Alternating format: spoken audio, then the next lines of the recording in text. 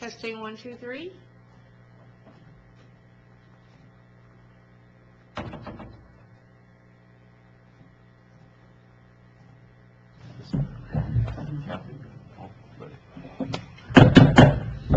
Good morning. Welcome. On behalf of Mayor Pro Tem Whitehead, City Commission, Manager Fuentes, and staff, welcome to the business meeting of the City Commission of the City of Truth and Consequences. It is now 9 o'clock on March 28th, and before roll call, I would ask if you have any electronic device on your person that might make a noise. If you could shut that down, it would be appreciated. Madam Clerk, can we have roll call, please? Honorable Steve Green. Here. Honorable Sandra Whitehead. Here. Honorable Kathy Clark. Here. Honorable Ralph Hischler. Here. Honorable Paul Baca. Here. Mr. Mayor, we have a quorum. Thank you, Madam. Next item is number 2, silent meditation. Please join me in 15 seconds of silence.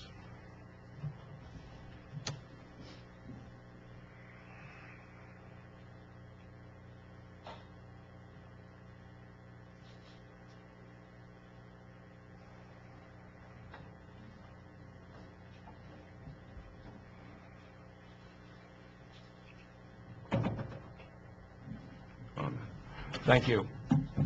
The next item is Pledge of Allegiance. Commissioner Clark, could you please lead us in that? I pledge allegiance to the flag of the United States of America and to the republic for which it stands, one nation, under God, indivisible, with liberty and justice for all. I have a motion by Mayor Pro Tem Whitehead. I need a second. Mayor, Commissioner Clark. Commissioner Baca, do you want to pull number 1 from the consent calendar and do separate?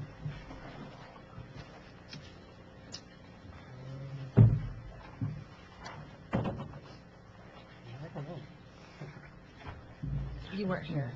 Oh, The February 28th. yeah. So if we just pull it out separate, then you don't need to worry about voting on it. Okay. Can we pull that separate, please? So we will have a motion and who seconded it? Commissioner Clark, but we are going to pull number 1 off the consent calendar and vote on that second. So, all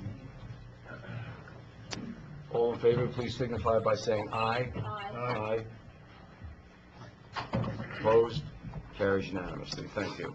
Thank you, Commissioner Clark.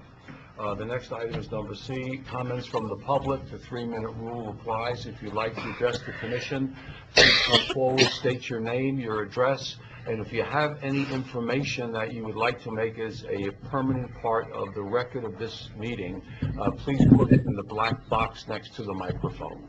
The floor is open. Carol? Carolyn Costas, TRC. Commissioners, as a long-time, pretty dedicated recycler, am I correct in understanding that it costs TRC more to recycle than it would putting it in the garbage?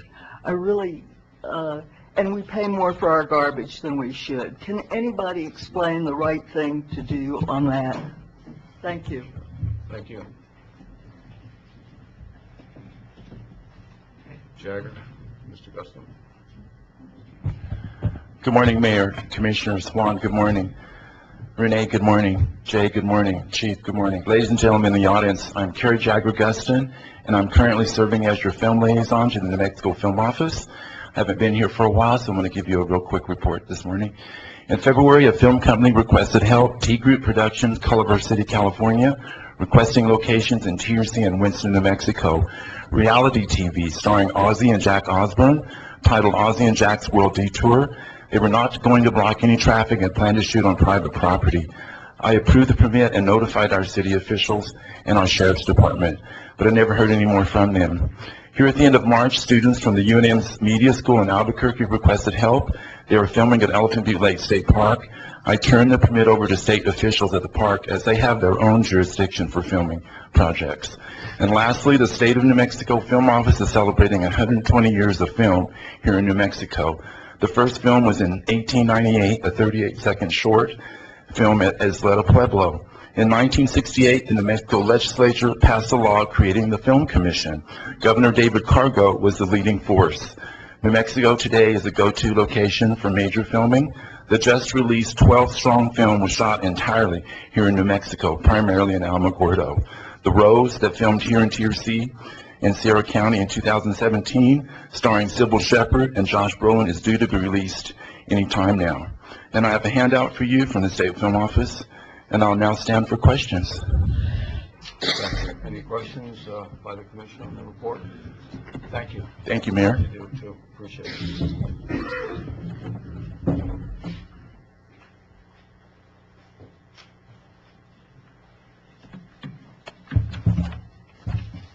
Not for short people. I'm Annie Whitney. I live at 523 Gray Street, and I'm here today representing Matthew 25 Food Pantry. In our subrecipient grant that we submitted, I try to make sure that there is as many statistics as possible. People seem to be able to hold on to numbers a little bit better than just general narrative. I want to reiterate some of those numbers that are in our grant application. 14% of the population of Truth or Consequences, based on a population of 6,029, is registered with a food pantry, registered. In addition, we get about 20 referrals a month, emergency referrals from churches, other people, neighbors, whatever. And so the combination of our enrollees plus emergency numbers represents 21% of TRC's population. All of the people served in Sierra County represents 13% of the county's population. That's huge. 823 individuals from TRC alone are enrolled with us, and that includes 247 seniors, 192 children, 89 veterans, 23 people with diabetes. There are 437 households enrolled, and half of those households are receiving some form of food assistance, usually SNAP, the food stamp program. There are 131 disabled seniors and disabled individuals who live in the senior housing, and once a month when we receive the temporary assistance, food assistance, which is part of the federal government's program on Feeding America, we get that food from Roadrunner Food Pantry. It gets delivered, and some of those seniors, it's one of the only contacts they have per month, the person that's bringing them the food. I want to thank you for your support in the past. I hope you continue to support us. The money's used to pay our rent, so that any donations we get, we can use to purchase food. I want to thank you. You can come and visit us any Thursday. Just let me know. Okay? Thanks. Thank you. Anyone else? Going once, Mr. Fenn, twice. You never can get to three. Hate to disappoint you. Good morning, Commissioners. Ron Fenn, 316 North Foch. Part of my topic today is in the Herald today in a letter to the editor. You won't see it. I don't have time to read it all.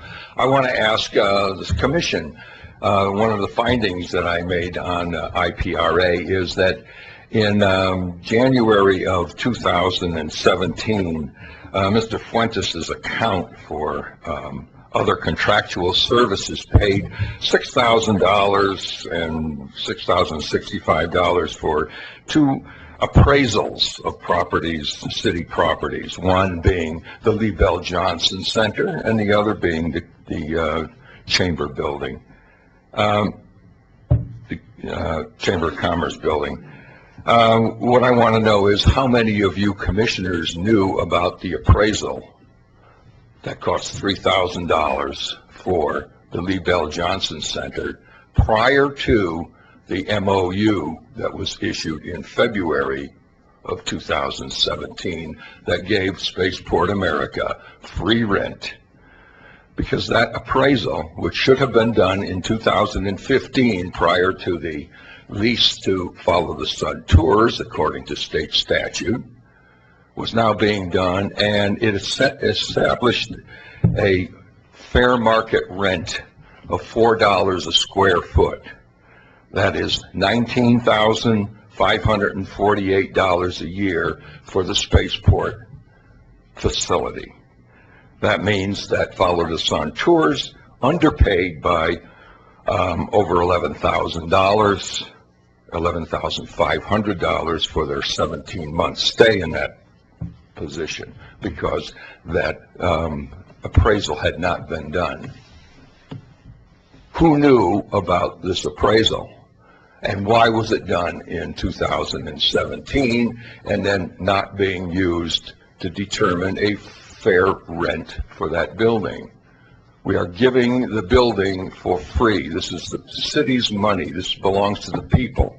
$20,000 a year, that's $100,000 that you are donating to Spaceport America for no benefit. Spaceport America in the last 3 months of tours made a total of $367. That was their take from Final Frontier, who made about $7,000 in 3 months. In the meantime, the $5,000 in rent that we did not receive is a loss to our people. Who knew? Thank you. Anyone else like to address the commission? Yes, Steve.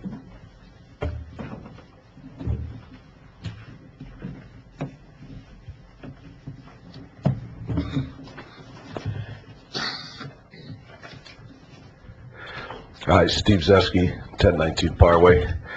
I want to congratulate the re-election for Mrs. Whitehead and the election for Mr. Baca.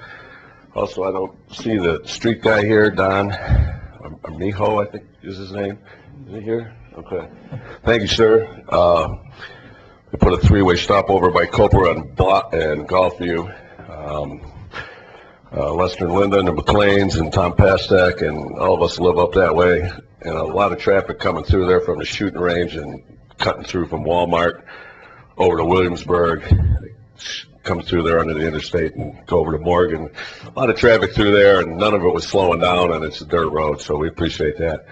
And the only other thing I got is, occurred to me the other day, after my soap, I was up at the brewery having one with the Brain Trust, whoever was there at the time, that I hope Mr. Baca, I believe you said in your bio that you work for the school district. So I hope you're taking a half a vacation day to be here, and not a sick day, because you ain't sick. So I would hate to think that tax dollars from another taxing entity are paying for you to be here today. Other than that, you have a good day. Thank you. Ms. Miller.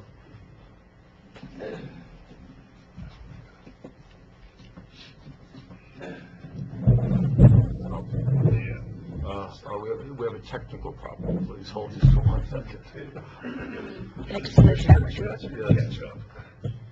My husband always says with technical problems, take a sledgehammer to it, that'll cure it. Ready to go, man. Thank you. Thank you. Lorena Miller, Geronimo Trail Scenic Byway. I'm a resident of 512 North Foch. I am the manager of the visitor center in the Liebel building.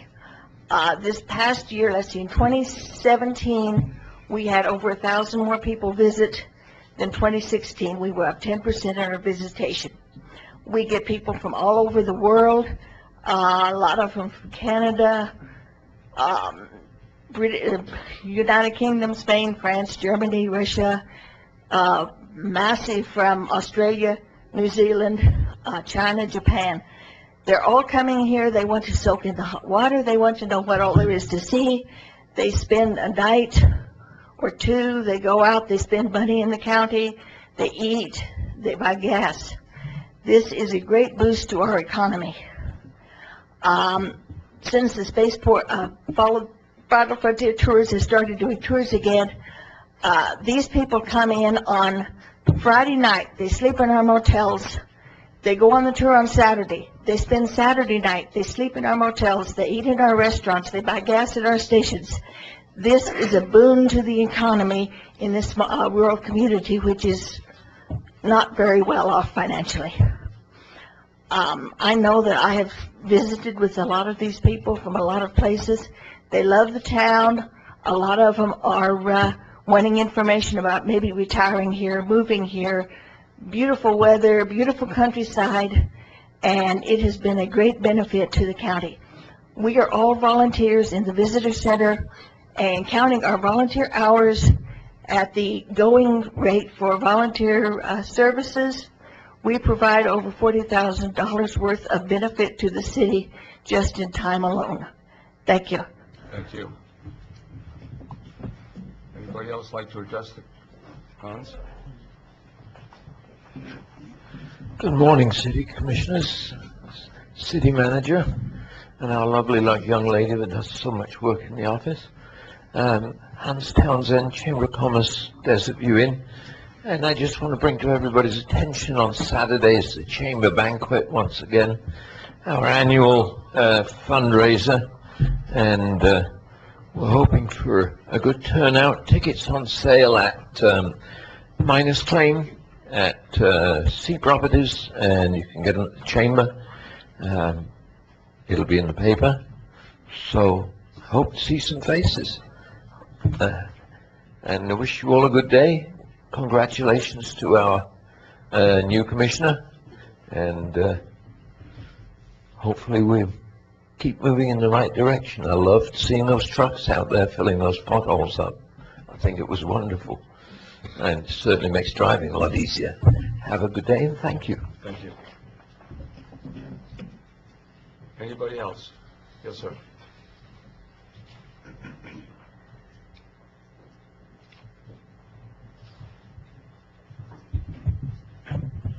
Good morning, Stanley Rickert, 1705 Cary Street here in TRC. And before I forget again, I wanted to send a congratulations out to Carlos Sens and his partners over there at the Cottonwood RV Park on East 3rd Street. They've done a fantastic job cleaning that place up, making it look better, making improvements on it. It just amazes me, you know, what a little work can do to make things look better and give it some, you know, change here in the town. But anyway, speaking of change, the other day over in my place, there was a change made. They cut down a perfectly healthy tree next door to me in the property of Cale Thomas's area, and I was like, wow, why'd they do that? You know, there was no need to chop down a tree, but that's what they did. And then it came to mind that, oh, well, he's making improvements over there too. Only the improvements he's making is for a storage yard to bring in a bunch of junk and other dilapidated boats and you know, vehicles that, you know, just doesn't cut it. This is a rural residential area again, you know. He's trying to make it into a commercial storage yard, and it's just not right. It's come to the point where, you know, I'm going to have to fight this, I guess, more legally and come to terms with this with your commissioners here and see what we can do to put a stop to this kind of action. You know, it's just not right, and neighbors are going to come around and see what exactly is taking place there, because it's just not a residential look that we're looking for or feel that we want to have in that kind of a area. He needs to take his business and go somewhere else with it, you know. That's fine. It just doesn't mean that, you know, he can't, you know, quit. He can do his job somewhere else where it's legal for him to possess all this stuff and do what he wants to do without having a nuisance or a non-conforming business. And that's all I wanted to let you know about, you know. It's time we act on this and get it over with, okay? So I appreciate your time, and again, you know, thank you for your help. Thank you. Anyone else like to address the commission? Going once, going twice. All right, thank you for your comments. The next item on the agenda is item D, response to public comments. Any commissioner have any responses? I'd like to respond to Carolyn. I beg your pardon, Mr. Hassan. No, I was, I'm sorry. going to ask you to respond because I knew you had some knowledge about it. Oh, okay.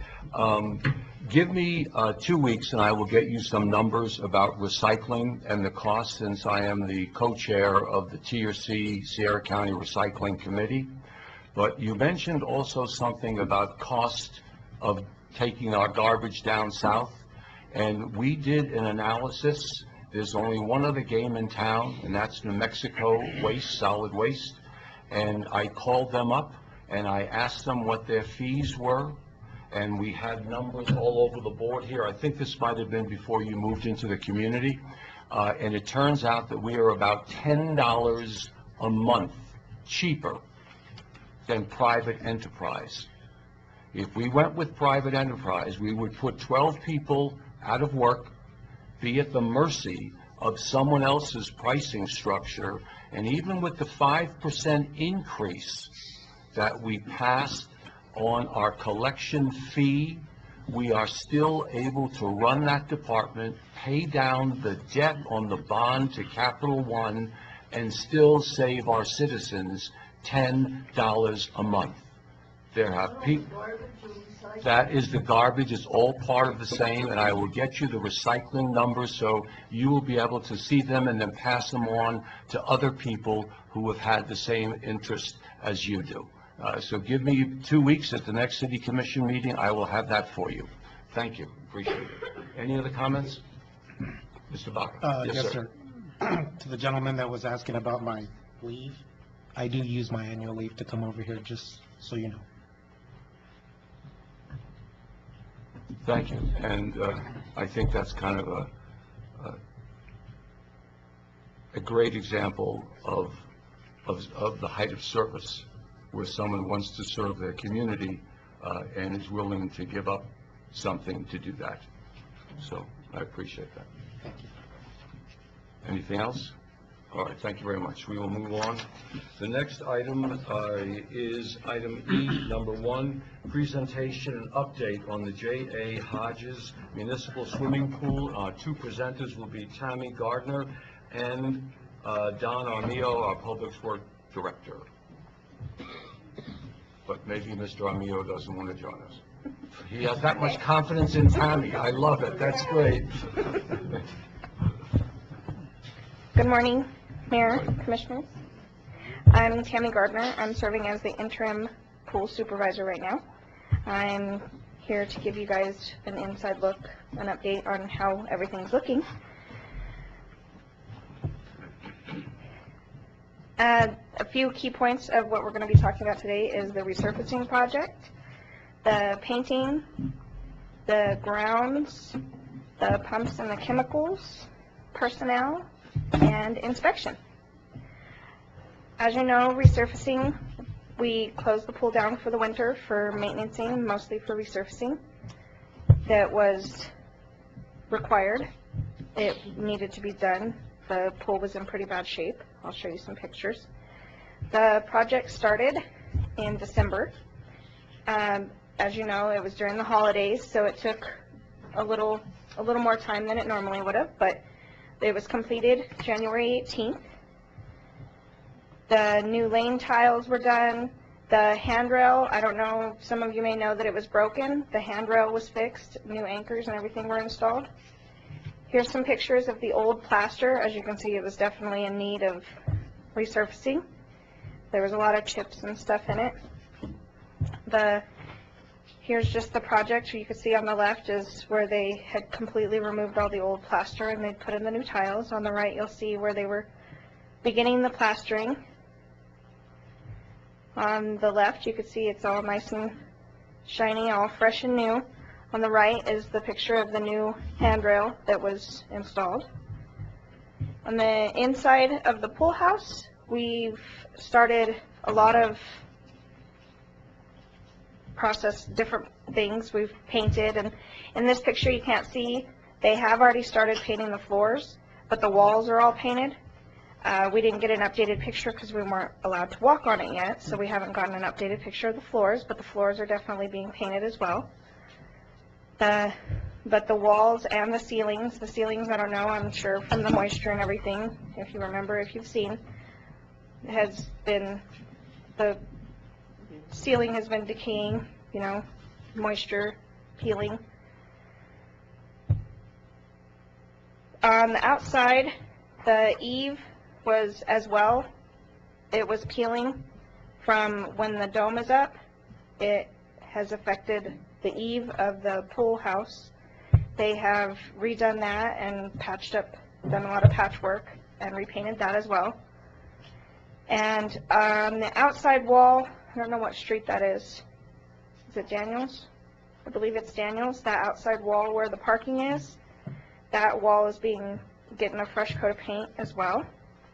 As you can see on the right, we started painting that wall. It's not going to be the old gray anymore. On the left, you can kind of see the new paint job on the boys' shower.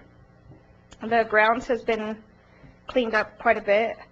Sure, you've seen there was a few places that a lot of clutter and just debris and stuff from using it as storage for older parts and stuff, and the weed growth, and that's all been cleaned up as well.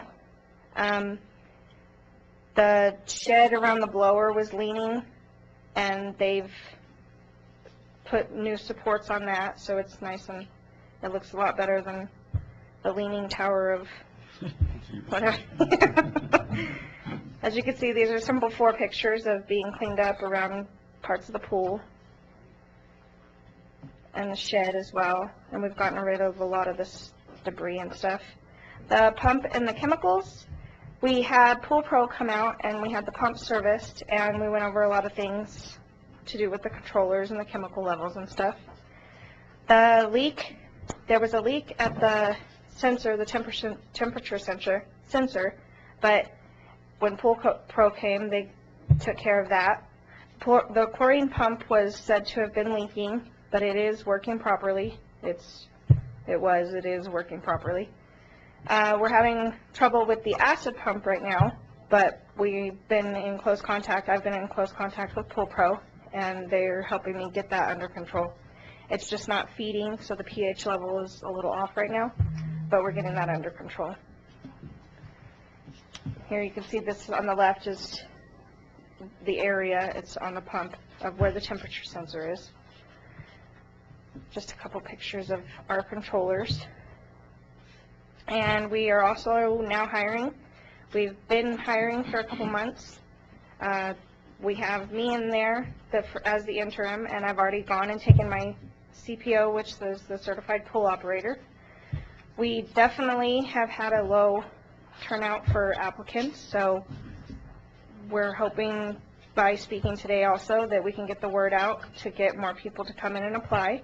As you know, that the hiring and the interview process is lengthy, so it takes time to not only get the applicants in, but once we have them in, we still have processes that we have to go through, so things take time, and then we have to get them trained as well.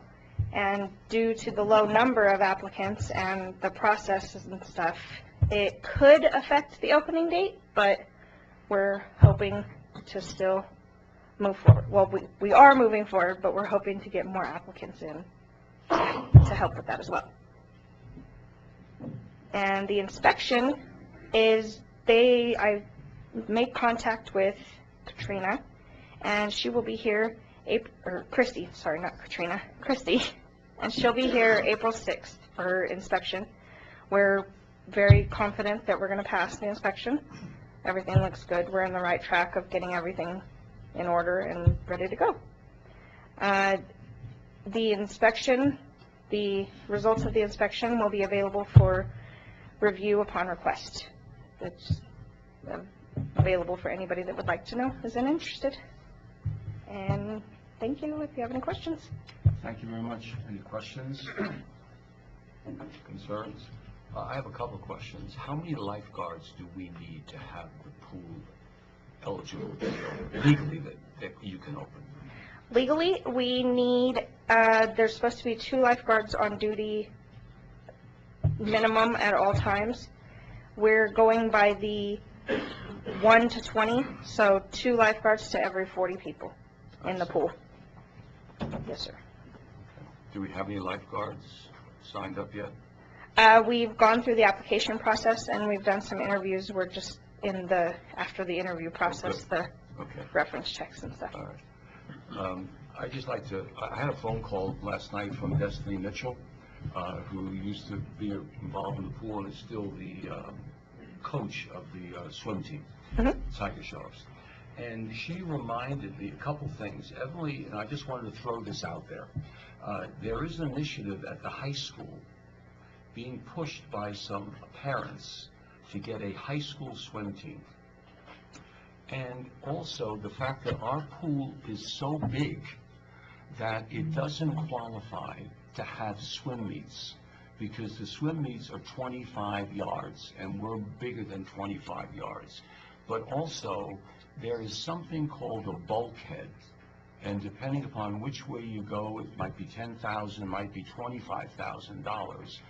You can put a bulkhead in there, and then we could host some of these swim events that we're shipping our kids and their families and their friends out of town. We could hold those events here, and Destiny said that we could do 3 to 4 events here possibly, and the high school, if they have the swim team, maybe 1 to 2 events.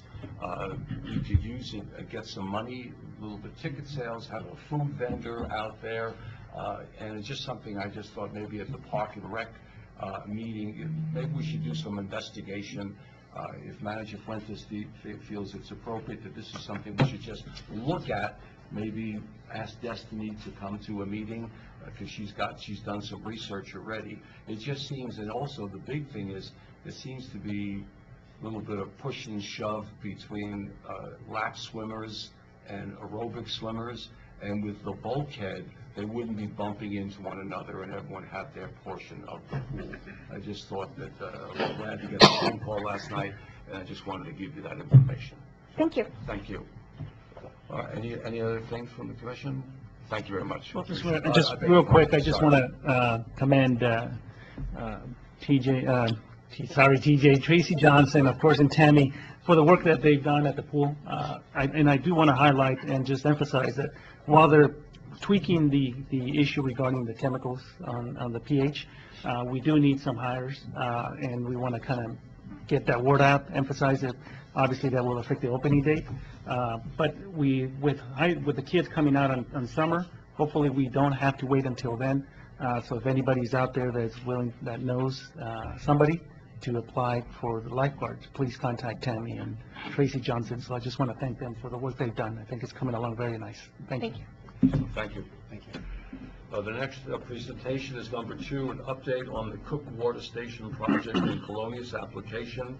Our 2 presenters are Arnie Castaneda, our wastewater supervisor, and Tracy Burnett, our grant/projects coordinator. Good morning, Mr. Mayor, members of the commission. Tracy wasn't feeling good. She stepped out, so I'm going to try and cover for her on her end.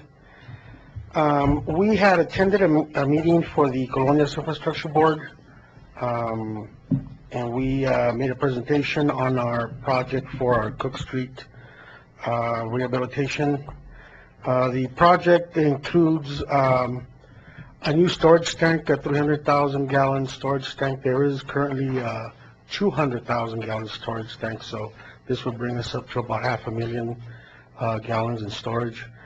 New chlorine building with chlorine equipment, and the new chlorination injection point. Chlorination of the water is very important, disinfecting it before. This is where all the water is being pumped to, and from there we distribute that over to the rest of the community.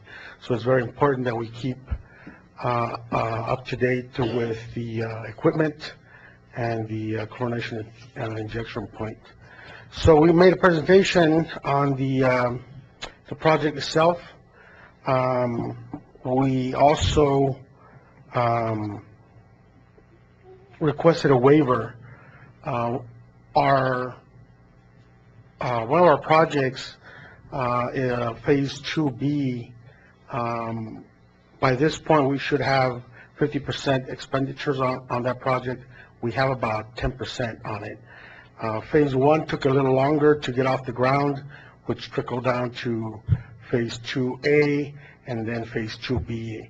And since we didn't have 50% expended, that waiver was denied. In your packet, you have a list of communities that also requested waivers. They were all denied. Excuse me. The Colonia's Infrastructure Board had $21 million in funding requests from several communities throughout the state. The ones that made the cut ended up being about 11 million, but they have $7 million out there to actually fund. And so they wanted projects that are easy and shovel-ready to proceed with. They want to fund something that is ready for construction and can be done immediately. So that is something for us to think about and for the commission to think about as far as what we will be presenting in the future. So that's our update. I know Manager Fuentes has been briefed. Let me know if I missed anything that Tracy might have pointed out. Yes, thank you, Arnie and Mayor Commissioners. So one of the things I'd like to highlight with this project is, obviously, our goal always is to try to go after some grant funding with the Colonia's program. But since we were unable to make the cut for this program, the next program we were looking at is USDA for funding this project. And as you all are aware, some of that is going to require rate analysis and may require also, it's a loan grant combination. So, and that takes a process and it takes time. The next opportunity we may have is with what's called a Clean Water Revolving Loan Fund, but that is more of a loan. It could allow us for some forgiveness of some of the loan portion, but that is a loan, and that could be the third option. So we're exploring all of these different funding sources for this project, going now to USDA, but we also have other needs in the system that we might have to go for loan money.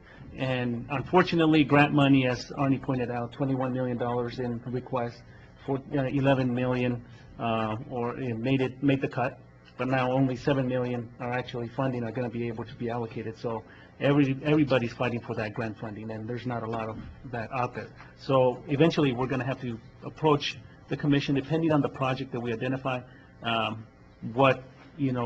loan or through some other creative way of financing our infrastructure project. But just wanted to kind of let the commissioners know that we're still exploring grant options, but ultimately we may have to come back to you all for a loan portion of this project. Thank you. Any questions from the commission? Mr. Fuentes, is this an annual application process for the Colonia's fund money? Yes, every year there's the program does open up for new applications. So if we are successful with USDA for this project, then maybe we'll identify another project that we can apply. If you see at the list here, you see that some communities have applied for roads, drainage, wastewater, flood prevention. Staff, Arnie, Tracy, Jesus, Melissa, we've been talking about maybe in the future going after applications that touch on some of those areas like roads, on flood prevention. But we may have to do an initial investment in whatever project we identify, because as Arnie pointed out, they want shovel-ready projects, which means that we may have to invest in the upfront costs for engineering studies that are required, so our application has a better shot at being funded. Unfortunately, because of our waiver request, we didn't make it, but I'm pretty sure by next year we'll be done with that Phase 2B. Correct, yes. We should be done. So we'll have a better opportunity to apply again. Thank you. That was my second question. Okay. Excellent. Any further questions? Thank you very much. Mayor. Yes, I beg your pardon. Mr. Sorry, Castellano, just a Commissioner couple Clark. of things. we're talking about having to go up to a 500,000 gallon storage out at the Cook Street, and what did we determine, how did we get to that need, so to speak?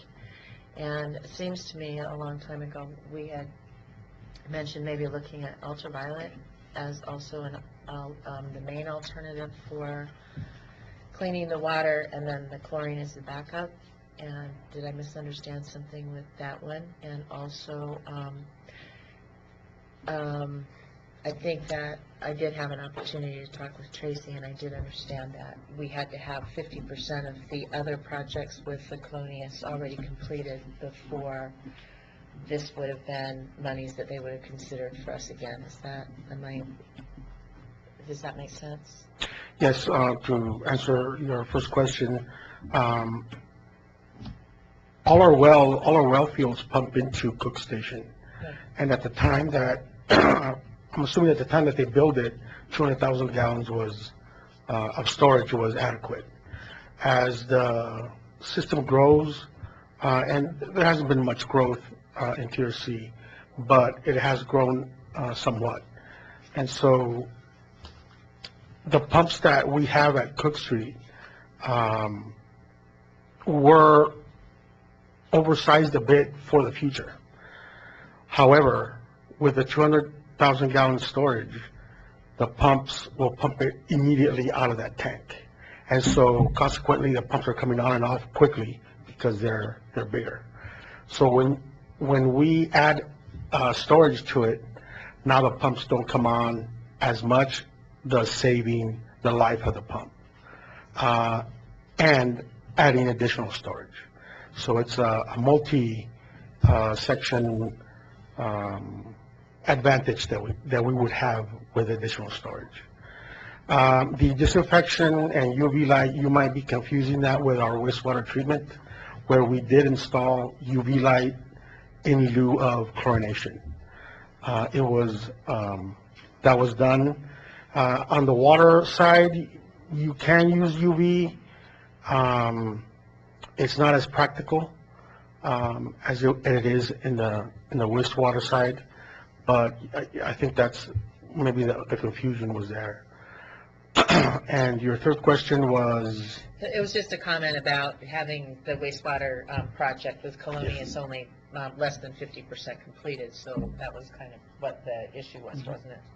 Yeah, and so Phase 2B is the building of the clarifiers at the wastewater treatment plant. The project includes pouring the concrete foundation and the walls and buying the equipment and installation. So right now they're pouring the concrete. Once they buy the equipment itself takes, I'd say, about 75% of the actual funding. So once they buy the equipment, we'll be probably about 90% complete or 90% expended.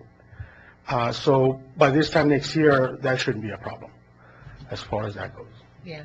Well, I understand that that's what Manager Fuentes was saying, but you just clarified a little bit more detail for that. And it is nice, I think, the commissioners to know that, these pumps are kicking on and off all the time. There's a real trade-off on replacing pumps and, trying to put storage in, just kind of that balance. Correct. We'll save the life of the pump, the energy it takes to turn it on and off, plus we gain storage on it. Thank you, Mr. Castaneda. Thank you. Mr. Mayor and Commissioner, just one last benefit of having that additional storage is when, as you all may recall, several years ago, we did rehab some of our tanks, and Cook Station was one of them. One of the things we found ourselves in when rehabbing that tank, because it's so critical, is that having to put a small storage tank and having to balance taking down the actual tank that we have there, 200,000 gallon tank, while we rehab it on the inside. So by having that additional storage, we'll be able to do a better job maintaining those tanks in the system by taking one down without having to jeopardize the whole system, because it is so critical. Correct. Thank you. Thank you. Thanks for making that point. Thank you. Thank you very much, Mark. I just want to reiterate what Commissioner Heschler, I think, said a couple of meetings ago, that he appreciated these staff presentations, keeping the commission aware of what's out there, what's going on, and I just thank Manager Fuentes for initiating this and ask you to continue it. Educated Commission, especially then when someone comes to us and says, you need a loan, and all of a sudden, our eyes start to twirl, at least we have knowledge of what it's all about and can make informed decisions. So thank you, sir, for that. The next item is the number F, consent calendar. A motion for approval of the consent calendars, which consists of number 2, Recreation Advisory Board minutes of January 2017/December 2017. Number 3, Public Arts Advisory Board minutes of November 13th, 2017, and January 16th, 2018, and out-of-state travel request for Judge Sanders. Mr. Mayor, I move to approve consent calendar as noted. I have a motion by Mayor Pro Tem Whitehead. Second. Second by Commissioner Clark. Any further discussion on those 3 items? Hearing none, all those in favor, please signify by saying aye. Aye. Aye. Opposed? Carries unanimously.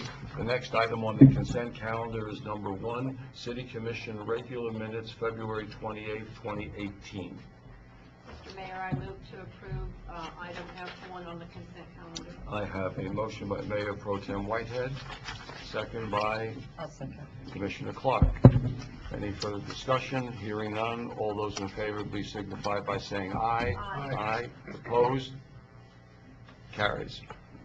Thank you very much. The next item is number G, discussion action ordinance number 693 for publication, amending section 8-38 of the municipal code for unlawful carrying of concealed weapons. And our presenters will be our police chief, Mike Apodaca, and our city attorney, Jay Rubin. I'll take the Floor is lead yours. on it. And then I'll take the lead on that. Certainly, if you have any questions, the chief will be here to help us out. Thank you, sir. Okay, and as you are aware, what we've been doing is I've been going through the criminal code and trying to update the code. We have numerous ordinances which were passed in 1962, which are still in the books, and of course, since that time, there's been numerous changes in the law. So what I've been trying to do is just to update our code, and the most helpful way to do that was just to compare our city code ordinances to the state statutes. So, and that's what I did here. And I also make the point is, as I work on these, I always send the draft to the chief first before I send it to you. That way the chief is looking at it also, so I have his input before I bring it to you. So the first one is the unlawful carrying of a concealed weapon. And what I did here, this is basically a combination of our old ordinance and then a combination of 2 separate state statutes, which I'll get to in just a moment. One small change I want to make is I entitled this unlawful carrying of a concealed weapon. Actually, as I compare it to state statute, it really should be unlawful carrying of a deadly weapon. So that's one change I want to make. But aside from that, let me go ahead and proceed. Paragraph A actually gives a definition of a deadly weapon, and I liked the definition we had in our previous ordinance. It gives a lot of details to really what it includes. I didn't find anything in the state statute which I felt was comparable, so I just stuck with what we already had. I think it's worked well over the years, so I didn't feel I needed to make any changes there. So going on to paragraph B, it reads, carrying a deadly weapon means being armed with a deadly weapon by having it on the person or in close proximity thereto, so that the weapon is readily accessible for use. So that's the definition of carrying a deadly weapon. And then paragraph C carves out several exceptions. It starts out by stating, unlawful carrying of a deadly weapon consists of carrying a concealed loaded firearm or any other type of deadly weapon anywhere, except in the following cases. And then there are 5 exceptions which are described there. Do you need me to go into detail on those, Mr. Mayor, or can you rely on? Whatever you think is appropriate, Chair. Okay. Well, it's set forth there, but maybe just for the benefit of people listening in, I'll just make a couple comments. The exceptions would be that you would not be in violation if it's in the person's residence or on real property, belong to him as owner, lessee, tenant, or licensee. 2, in a private automobile or other private means of conveyance for lawful protection of the person's or another person's property. 3, by a peace officer in accordance with the policies of his law enforcement agency who is certified pursuant to Law Enforcement Training Act. Okay, obviously you want to have that in there. Number 4, by a peace officer in connection with the policies of his law enforcement agency who is employed on a temporary basis by that agency and who has successfully completed a course of firearms instruction prescribed by the New Mexico Law Enforcement Academy or provided by a certified firearms instructor who is employed on a permanent basis by a law enforcement agency. Or 5, by a person in possession of a valid concealed handgun license issued to him by the Department of Public Safety pursuant to the provisions of the Concealed Handgun Carry Act. So to summarize what I did, I took our definition of a deadly weapon from our old ordinance, and paragraph B, the carrying a deadly weapon, I took that from state statute 30-7-1, carrying a deadly weapon. And then the provision I just read regarding what the violation is and the exceptions, I took that from 30-7-2 of state statute. So if you have any questions, I'm here, and so with the chief. So Okay, thank you. Questions from the commission? Commissioner Clark. That's one too. You go first. Chief, I've had a couple of people make some comments to me that are a little bit concerning. And I can appreciate the concealed weapon permit with a gun, that kind of whole reality, because most states have that. The concern that has come up to me is the knife. And the reason being is I know several people who carry a knife with a blade to such a point that it could inflict some harm to somebody, but that's not the intent for which it's being carried. It's to open up like the package that you get in the mail, or to open up the envelope, or to open up the door that doesn't open proper, or like a tool as opposed to a weapon. So how do we get the definition of all of these knives, which there are several on here, and allow somebody to carry a pocket knife, or is that going to be construed to be problematic in that definition? The pocket knife, I don't think is even mentioned. yeah, I don't think that would even be full Well, a lot of classification. people's pocket knives are like a switchblade, or are like, you know, anything, and it's basically saying anything that can do harm to a person. And we all know we could take a 3-inch blade and do harm to a person if we wanted to. So I'm just concerned that this might be construed in the future to include anything that's in any person's pocket or purse, for example. And so that's just a concern that's being represented to me by some people in the public, as well as, you know, something that I read into it also. And I think this language was done because it was probably tried and proven in a court of law, and that so many people carry the Leathermans, the Gerbers.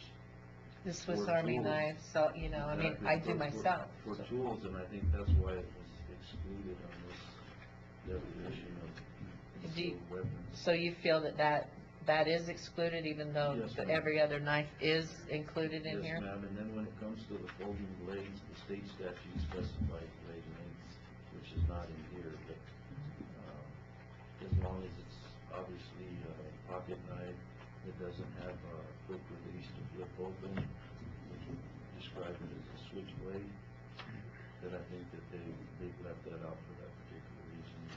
Like you said, people use them for opening boxes or whatever, so that's my only belief as to why it's not included. Thank you. Jay? I agree, yeah, and you know, I also know, I mean, I know we want to be careful how we draft our ordinances, but also there is some discretion that the police department's going to be using to when they feel that someone is in violation of this. So I wouldn't think of someone that has a little pocket knife that you're going to be charging. Yeah, right. I don't think it's happened really in the years of, you know, I've been doing this.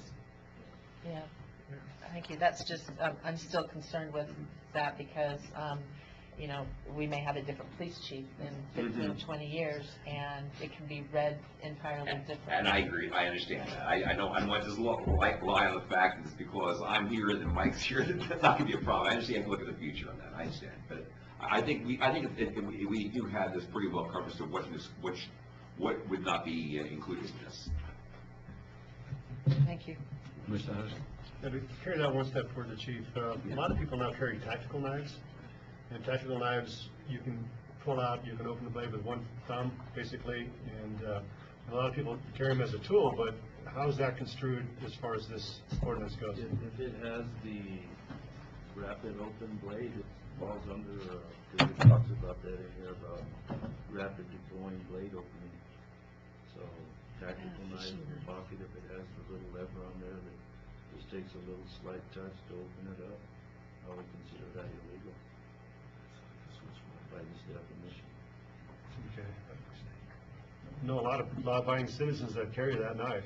Yes, sir. That kind of presents a problem for me. Jay? And certainly, by the way, the irony about all this to mention is that what we're talking about is actually something I haven't changed. This is something that's actually been on our books. But I mean, nevertheless, we're looking at it. If there's something you want us to take out, we can. But, you know, this actually has been on our books since 1962. Why did we take the blade size out? What I'm getting at is that some tactical knives can be smaller, and, you know, people use them. Law enforcement officers carry them because seatbelts. Other, you know, off-duty officers carry them, and a lot of citizens carry them. But the size of the blade, in my opinion, would have an indication of it being a deadly weapon or not. Why did we take that out? I think it used to be 3 inches, if I recall. That's about what I believe we call it. Well.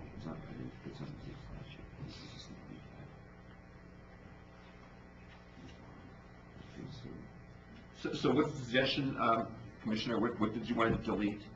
Well, I didn't look at it. I'm just want to consider where we have an issue with a tactical knife, and if that's considered a deadly weapon. There's a lot of law-abiding citizens that out there that are carrying a deadly weapon, and I'm a little worried about that and how it's going to be enforced. And the way to restrict that, I would think, is to reduce or say something about the size of the blade, so that if there's if it's a 3.5-inch blade or a 4-inch blade, that that might take it to the point where it's a little more deadly than a less than a 3-inch blade, even if it's a tactical knife. And the typical tactical knife, you have to actually push or release to open it up. It's not, even though you can practice with it, and see guys do it. You can probably make a pocket knife, manipulating enough to open it quickly. So I guess we can research and see some languages as the way those will operate. Yeah, I think we have to have a clear definition in that regard. Once you get that release, it pops open. And I think that would be illegal if it's going to be one of the sets of lock and flip it open. So Commissioner Heschler, City Attorney Rubin, and Chief, isn't a lot of carrying a knife, I mean, the gun is a given. If it's a handgun and it's loaded and it's not in open view, that's a no-brainer. The knife is a question, and it seems to be coming up for a few of us. And the real issue, I think, with the knife would be, Attorney Rubin, intent. If I'm carrying a fishing knife, for example, and I'm going fishing, and I'm going to walk from my car to the boat, and I've got a fishing knife that's going to be like serrated and big like this, that's illegal, according to this. But I'm going fishing. If it's concealed. If it's concealed, I'm going fishing. It's going to be in my tackle box. It's concealed. That's the question. So the issue is, can we write in there intent when you're carrying the knife? So the intent would be, Chief, if you're going to do bodily harm to another person as opposed to gutting a fish or opening a box or something like that. Can we look at the word intent on there? So I think maybe, Commissioners, if I'm hearing, I just have 2 quick questions, but I'm going to suggest that maybe we should table this. I think that the attorney and our chief have heard some of our concerns. Let them kind of work it out and bring that back to us. Jay, I want to understand, going back to, it's the amending section 838 of the municipal code for unlawful carrying of not now a concealed weapon, but a deadly weapon. Okay, so then I have 2 questions, 1 suggestion and 1 question. Number C, unlawful carrying of a deadly weapon consists of carrying a concealed loaded firearm. Let's get rid of the word concealed, because we're not talking about concealed anymore. Well, I took that, now that I took from state statute though. Well, but we're gonna have our own ordinance that works for truth or consequences. And the other thing is, so my question is this: is someone allowed to bring a weapon, a gun? Let's just talk about a gun, into a city commission meeting. Are they allowed to bring a gun into a city building? At the present time, is that legal or not? It is. Okay. I would like you also to consider, if my fellow commissioners don't have heartburn about this idea, is to also look at crafting part of an ordinance or a new ordinance that makes it illegal to carry a deadly weapon, whatever that is, in a city building, city-owned building. I don't think you can carry a gun into a judge's chambers or a court of law. And I don't see why, I'm not trying to restrict people's rights and things such as that, but obviously this is a concern about safety for our citizens as well as the commissioners and staff. So I'd like to, unless anyone has any objections. Just a question, Mayor, is this concealed carry or open carry? I would say both. Both. No weapons allowed. It's interesting enough, the city of Las Cruces just had a public meeting. Yes. And many people brought guns to the meeting because they were questioning the Second Amendment rights of citizens, so, yeah. But how can, I heard that also, Commissioner Hessler, but how do you not then bring a gun into a court?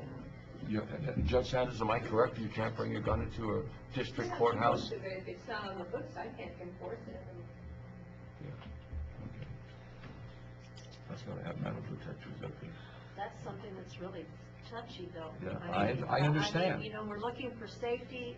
You know, they've talked about having teachers and everyone in school carrying guns. I mean, so you really have to look at the issue.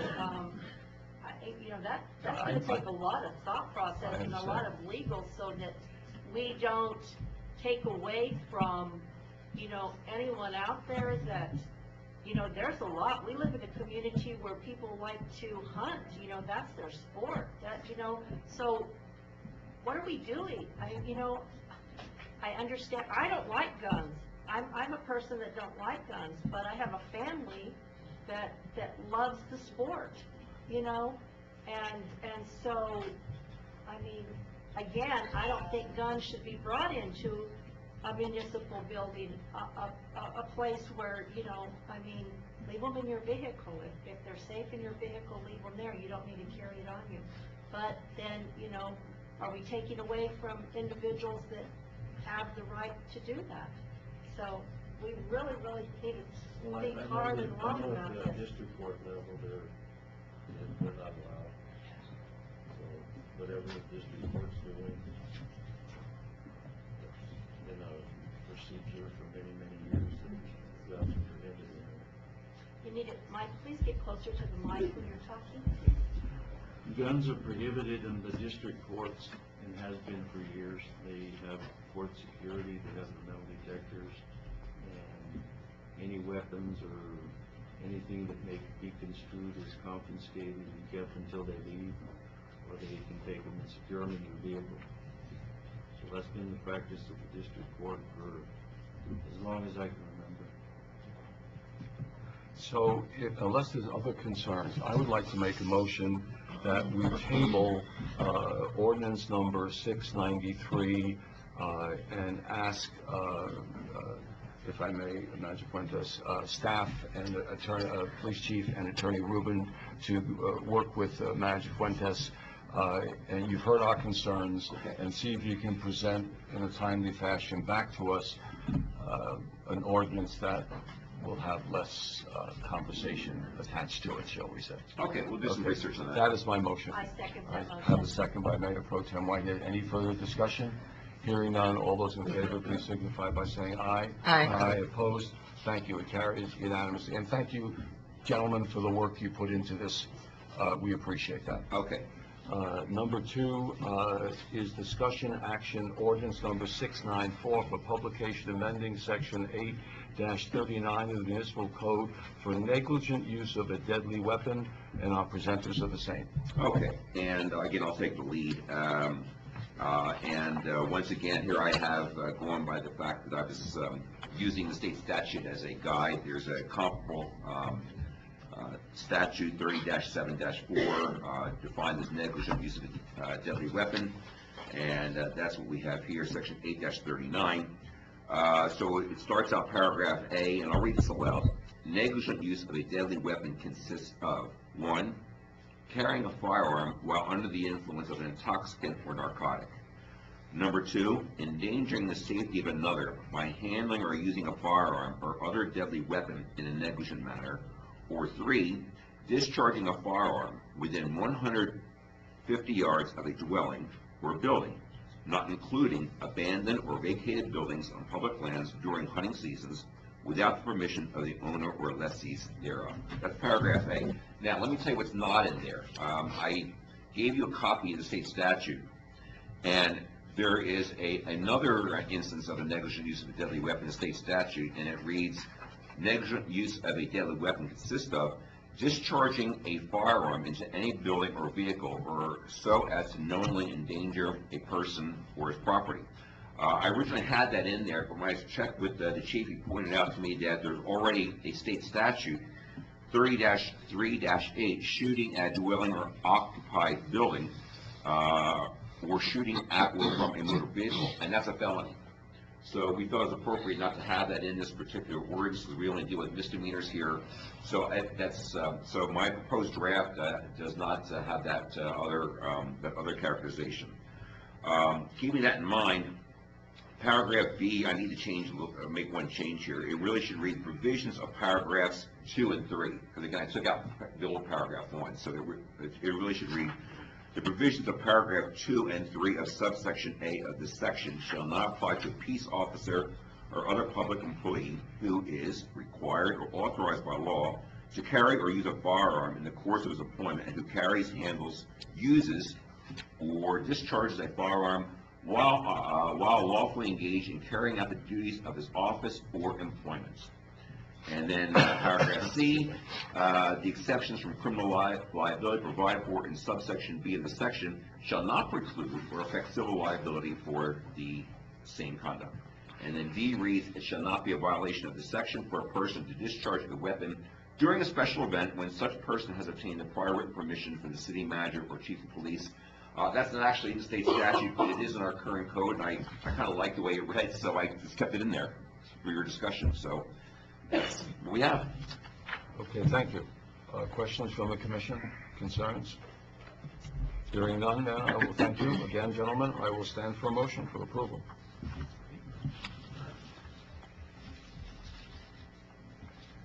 Mayor, I'd like to make a motion that we approve ordinance number 694. Is that the right one? Yes. Yeah. For publication amending section 8-39 of the municipal code for negligent use of a deadly weapon, as presented by Chief Apodaca and our attorney, Mr. Rubin. And I did make that one change. Yeah, and with the one change. Yes, with the changes as enumerated by Attorney Rubin. Okay, thank you. Clever. I have a motion by Commissioner Heschler. I need a second. A second. Second by Commissioner Baca. Any further discussion? I have one comment. Commissioner Clark. Attorney Rubin, so this one doesn't talk about knives or anything like that, Chief, right? Okay, so this is basically what I was trying to ask you in the last conversation is intent. Because this basically is saying that it's a negligent use of any weapon. So it could be a knitting needle if you wanted to poke somebody's eye out. But that's what giving you the determination that it's negligent in its manner, and it's not the hunting knife, it's not the fishing knife, it's not the one that opens the boxes. So the comment is I am going to vote for this. Thank you for making that motion, because it clarifies the intent of whatever it is that you're carrying, and not making all of our law-abiding citizens not law-abiding because they're carrying the wrong knife. So that's the comment I wanted to make. Is that where you're coming with making this motion, Commissioner Heschler? Very well said, thank you. Yeah, excellent. Thank you. Any further comments? Hearing none, all those in favor, please signify by saying aye. Aye. Opposed? Carries unanimously. Thank you. The next item is discussion action resolution number 3017/18 budget adjustments. Our presenter is our Director of Finance, Ms. Melissa Torres. Good morning, Mayor, Mayor Pro Tem, Commissioners, Mr. Fuentes. Before I put my request in, I need to declare my oversight on labeling the funds. Fund 314 is the CDBG, not the municipal street, and Fund 504 is the water. So I apologize for my oversight, and I'll amend the commission action for. So upon that, the City of Tiercy is requesting a budget transfer for Fund 314 for $150,000 transferred in, and Fund 504, which is the water fund, transfer out. This will be for our CDBG project. Just to kind of give you a little history, as you guys know, the CDBG project is administered through the DFA. DFA is the ones that do the reimbursement. However, DFA only pays us twice a month if we're lucky. And so this is the whole reasons why I'm requesting this, is because we need to have cash flow to pay our contractor in a timely basis to meet our requirements. So I stand at this time for any questions. Thank you. Did I hear you correctly, twice a month? Yes, the 1st and the 15th, and that's just state practice. Okay. Yes, sir. Thank you. Any questions, concerns? Hearing none, I will stand for a motion for approval. Mr. Mayor, I move to approve resolution number 3017-18 budget adjustment as presented by Melissa Torres, Finance Director, with the corrections as she noted. I have a corrected motion by Pro Tem Whitehead. Is second? Second, Mayor. Second by Commissioner Heschler. Any further discussion? Hearing none, can we have roll call, please, Madam Clerk? Honorable Steve Green? Yes. Honorable Sandra Whitehead? Aye. Honorable Rolf Heschler? Yes. Honorable Kathy Clark? Aye. Honorable Paul Baca? Yes. Thank you for your support. Carries unanimously. Thank you. The next item, let's get this. Why did you do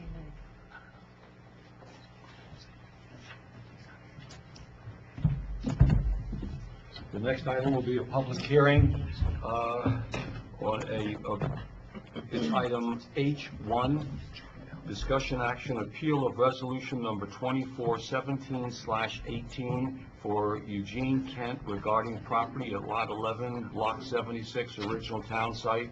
Our two presenters are Robbie Travis, building inspector, and Susanna Diller, our planner/GIS tech. And before we start, we only have two members of staff who have signed up, and there is one proponent, Mr. Kent. So can we swear them in now? He's left. You left these, He left. all right? Mr. Mayor, Yes. if I may, and Jay, I know you and Commissioner Clark may have to recuse yourselves, but since we have had a similar situation happen the last time, I would recommend to the commissioners to just proceed forward with the process, even though Mr. Kent was here present and he left. But at least that way we can just go ahead and proceed forward with the presentation, and obviously if there's no proponents, no opponents, then this process will be a lot quicker, and then the commission make a final determination so that it is on record and we can proceed forward with the case. Good. That being said, Mayor, I need to recuse myself. Yes, okay. All right, thank you. All right. Okay, floor is yours. All right, Commissioners, City Manager, we're here again for the resolution appeal hearing for Eugene Kent regarding the property at Lot 11, Block 76, original town site.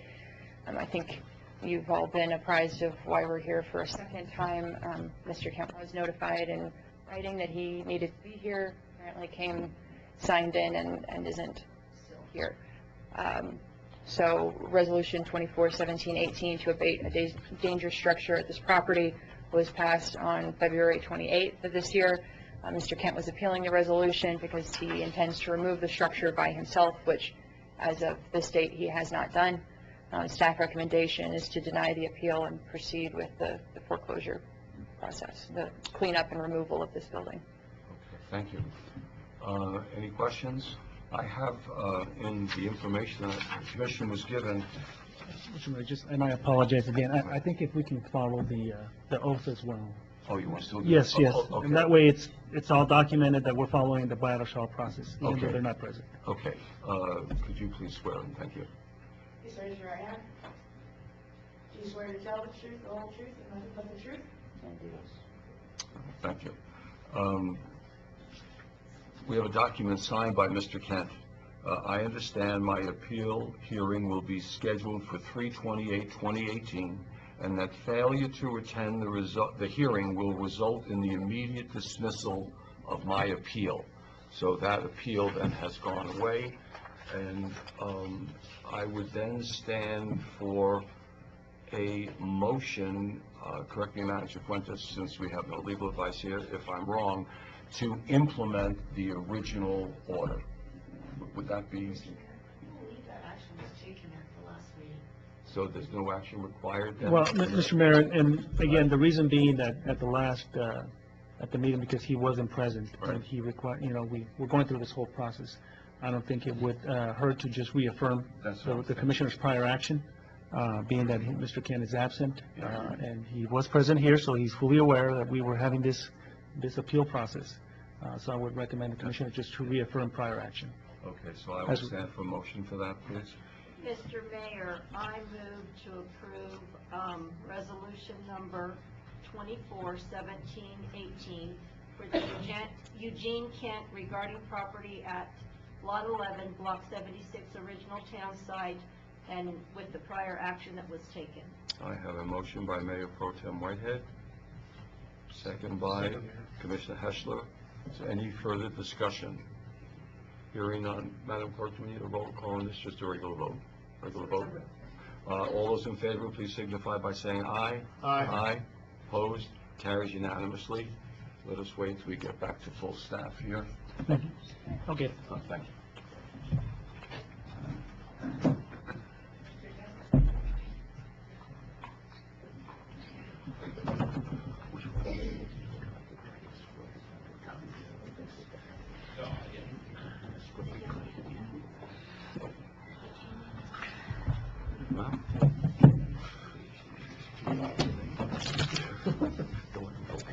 Okay, we are back at full strength. Thank you.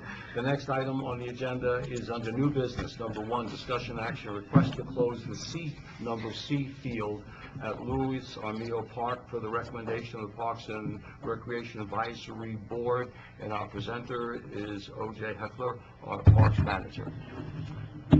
Mayor Green, Mayor Pro Tem Whitehead, Commissioners, and Mr. Fuentes, let me start off by saying it's an honor and privilege to be able to speak to you all on behalf of the Parks Department. First of all, I'd like to explain a little bit of how we've gotten to this point of closing down the C field. A coworker and I came up with an idea last year when we saw the dirt spots out in the field. And let me explain a little bit real quick. Let me back up. For those of us who don't know, the sports complex down there has 3 ball fields. There's A field, B field, and C field. And C field is used primarily by the softball league. A and B field are used by the soccer league as well as the Little League. We thought we would just throw some grass in the spots out there. And there's pictures that illustrate the condition of the field. But a simple solution to the field's condition, right? Well, sometimes things are in the condition that they are for a reason. Upon further investigation, we discovered that the dirt spots in the field were there because of inadequate water coverage. So in the fall, when the use of the field was had diminished, we upgraded a few sprinklers and changed some nozzles to get proper water coverage to the whole field. With the proper irrigation system in place, planting grass would be pointless. So we, in the fall, what we did was we made sure that we upgraded a couple of sprinklers. We added a sprinkler where there was a spot where there was not getting any water. So that way, when we do plant grass, we're not wasting our time. So When we were happy with our sprinkler coverage, we thought that we would just plant grass seed and we'd be okay. Well, maybe not so simple. The weeds that have overtaken the field will compete with our grass. While grass may grow, the weeds would still be there. So now we knew we had a project on our hands.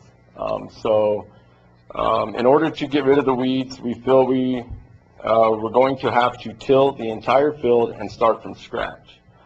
I still thought that we would just shut the field down for a few months until the grass grew, but upon asking for a recommendation from the Recreation Advisory Board, we all agreed that closure of C Field for the entire year would give the newly planted turf a better chance to get established, and we would get better results. Also, I've included a few pictures to show the condition of the field, and there's one picture on there I wanted to show.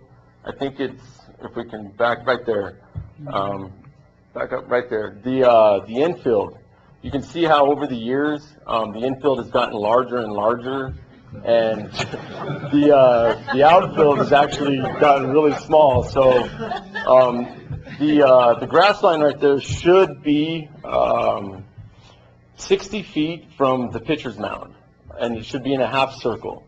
So, you know, we fully intend on marking the infield right there and making a half moon, if you will. We're going to mark the outside of the lines and make straight grass lines, and we're going to really do a good job. It's just one of the main projects we've got going on in the Parks Departments right now. And it's just, we're going to slowly try and get these fields in the condition that the public deserves. And we've been working hard out there on these fields. So I do have the grass seed. It's ready to go. And upon the recommendation from the Recreation Board, I thought that maybe we could just shut it down for a few months. But the Rec Board thought that a year's time, if we shut it down for the whole 2018 season, that it would really give the turf a chance to get established. And so I went with that recommendation as well, and then that's why we're here today requesting the closure of C Field for the entire year, and we're going to do a good job with this if we get your guys' consent, and we're going to redo the infields. We're going to order new bases for the infield as well, and really try to set a bar with these ball fields. Just so you guys are all aware, I went off last year's rental agreements and called the co-ed softball coordinator and let him know that we were considering shutting down the field.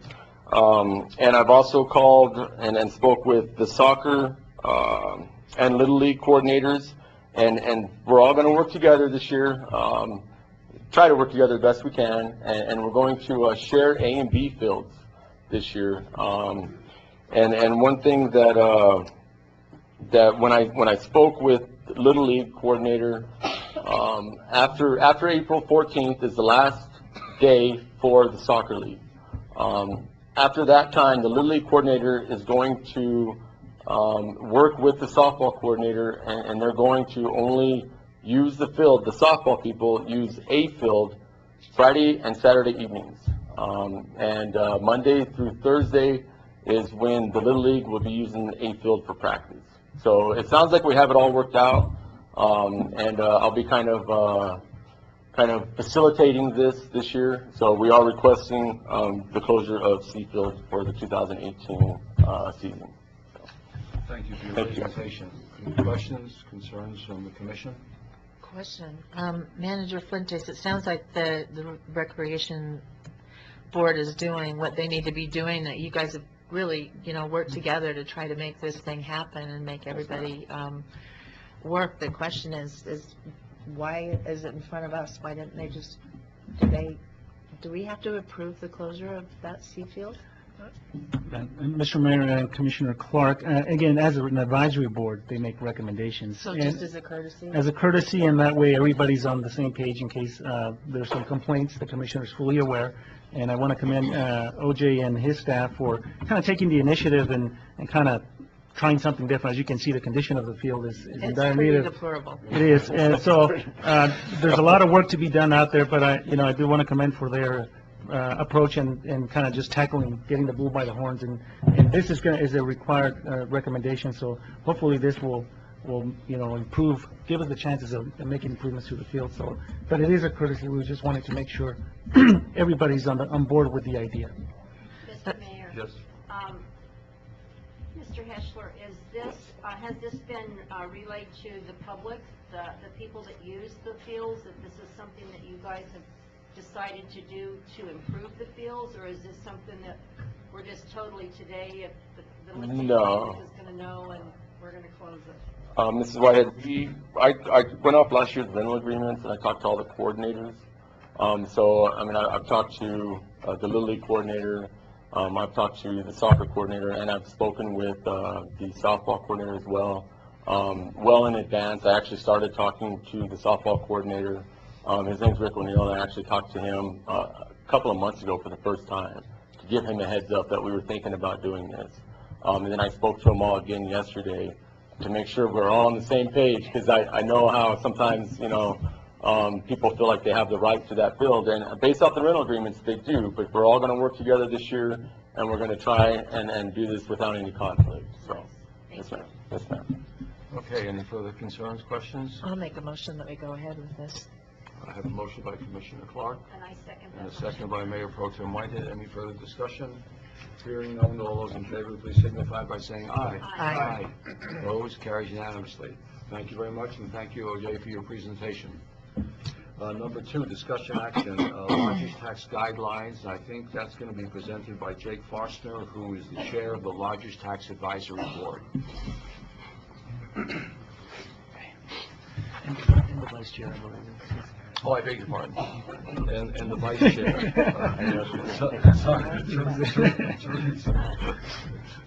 Good morning, Mayor Pro Tem, Commissioners, Mr. Manager, and Ms. Clerk. I am Jake Forstner. I'm the new chairman of the newly appointed Lodgers Tax Board, and I do want to thank you guys for appointing us.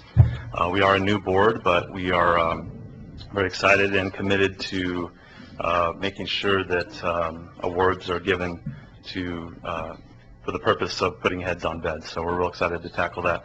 Our first workshop is coming up tomorrow, and so we wanted to address the guidelines and take a look if any changes needed to be made. And we were presented by one past recipient with some changes, and then we had some of our own.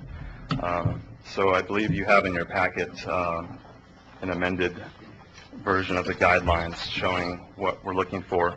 And some of them are just small clerical things, slight wording changes. And then some of it is at the very back, page 21, is the stuff that we're requesting, a little bit larger changes. If you'd like, I can go through each one if you haven't had a chance to look at it. Jake, maybe just for the benefit of the commissioners and members of the public and those listening, if you can just maybe highlight some of the major changes. Sure. The major changes are that it's our understanding, and I didn't see this in the guidelines, but it's our understanding that the way TRC lodgers tax is awarded is it's only awarded one time a year. And so the entire allotment is all given out or awarded at that one time. I serve on the county lodgers tax board, and we do it a little differently. We were able to hold some back, and we make awards as we meet quarterly. We're not asking to do that. We are asking that we are able to hold back no more than 20% at the time of initial awarding, and then another time in the year we're able to then have some funds available for projects that come up.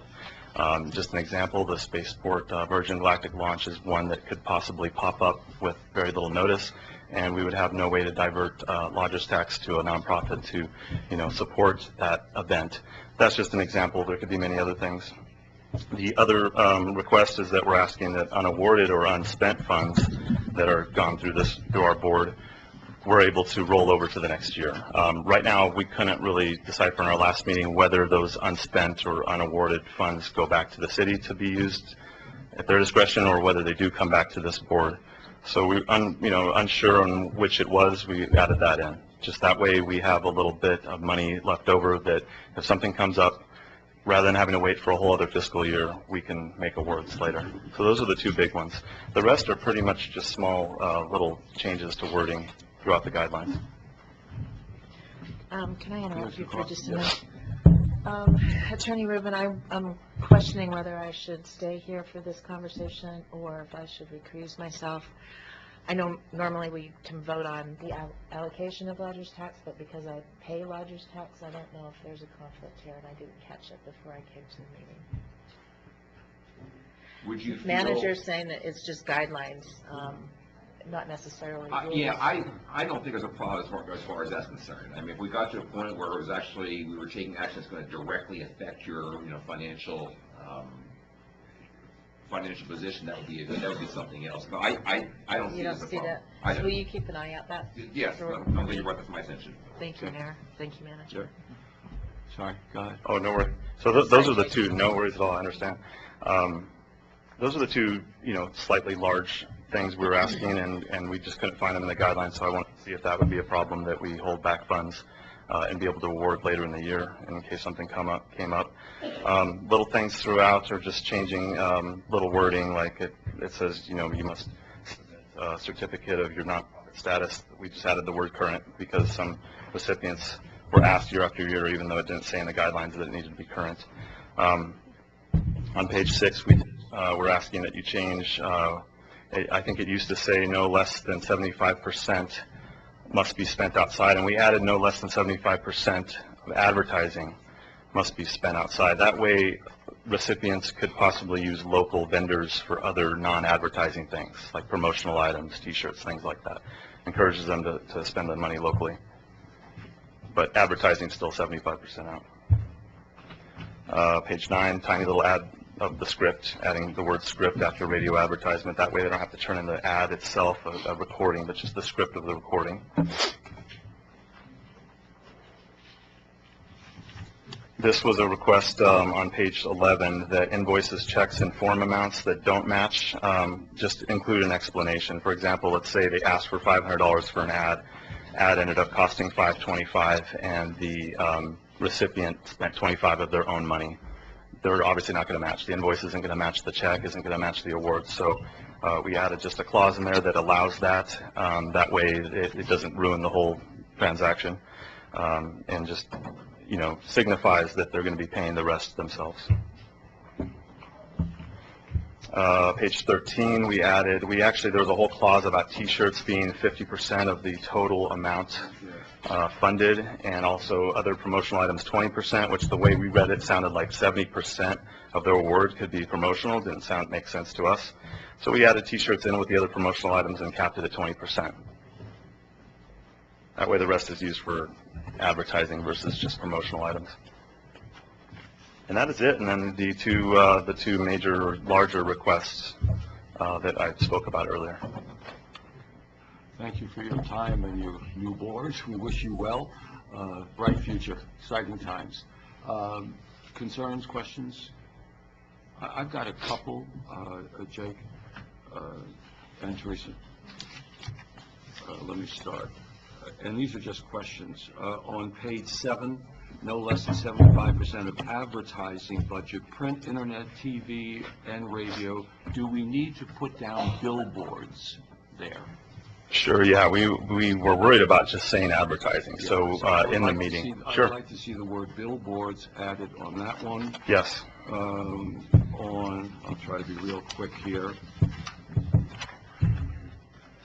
I think I saw some emails back and forth from the clerk's office. I might be wrong on this, or maybe it was from Linda DiMarino, but on page 12 of 22, the fourth bullet point down, for advertisements and or publications, provide a tear sheet, and I thought I saw the words electronic or printed tear sheet. You were right. I just missed a sticky on that page.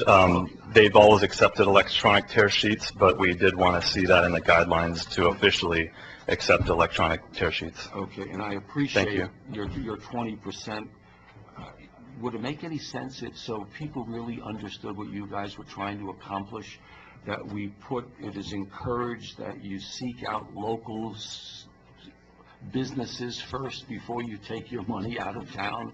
I mean, is there a way we could do that so people know that, if next year when they come to us and they see that all that money was spent in our community, it's got to light a bulb somewhere when someone's looking at some of these new, the next year's application. So just to really encourage people, it's not a requirement, Sure. but to encourage them to spend that 20% locally. Yeah, I'd be all for adding that clause and just add it to that same clause or another one on that page or another page encouraging recipients to spend locally. And the last one, maybe Commissioner Clark could help me on this one. On page 17 of 22, you have a sample reimbursement request, and this is kind of where the budget application went, and it just says print media $1,000.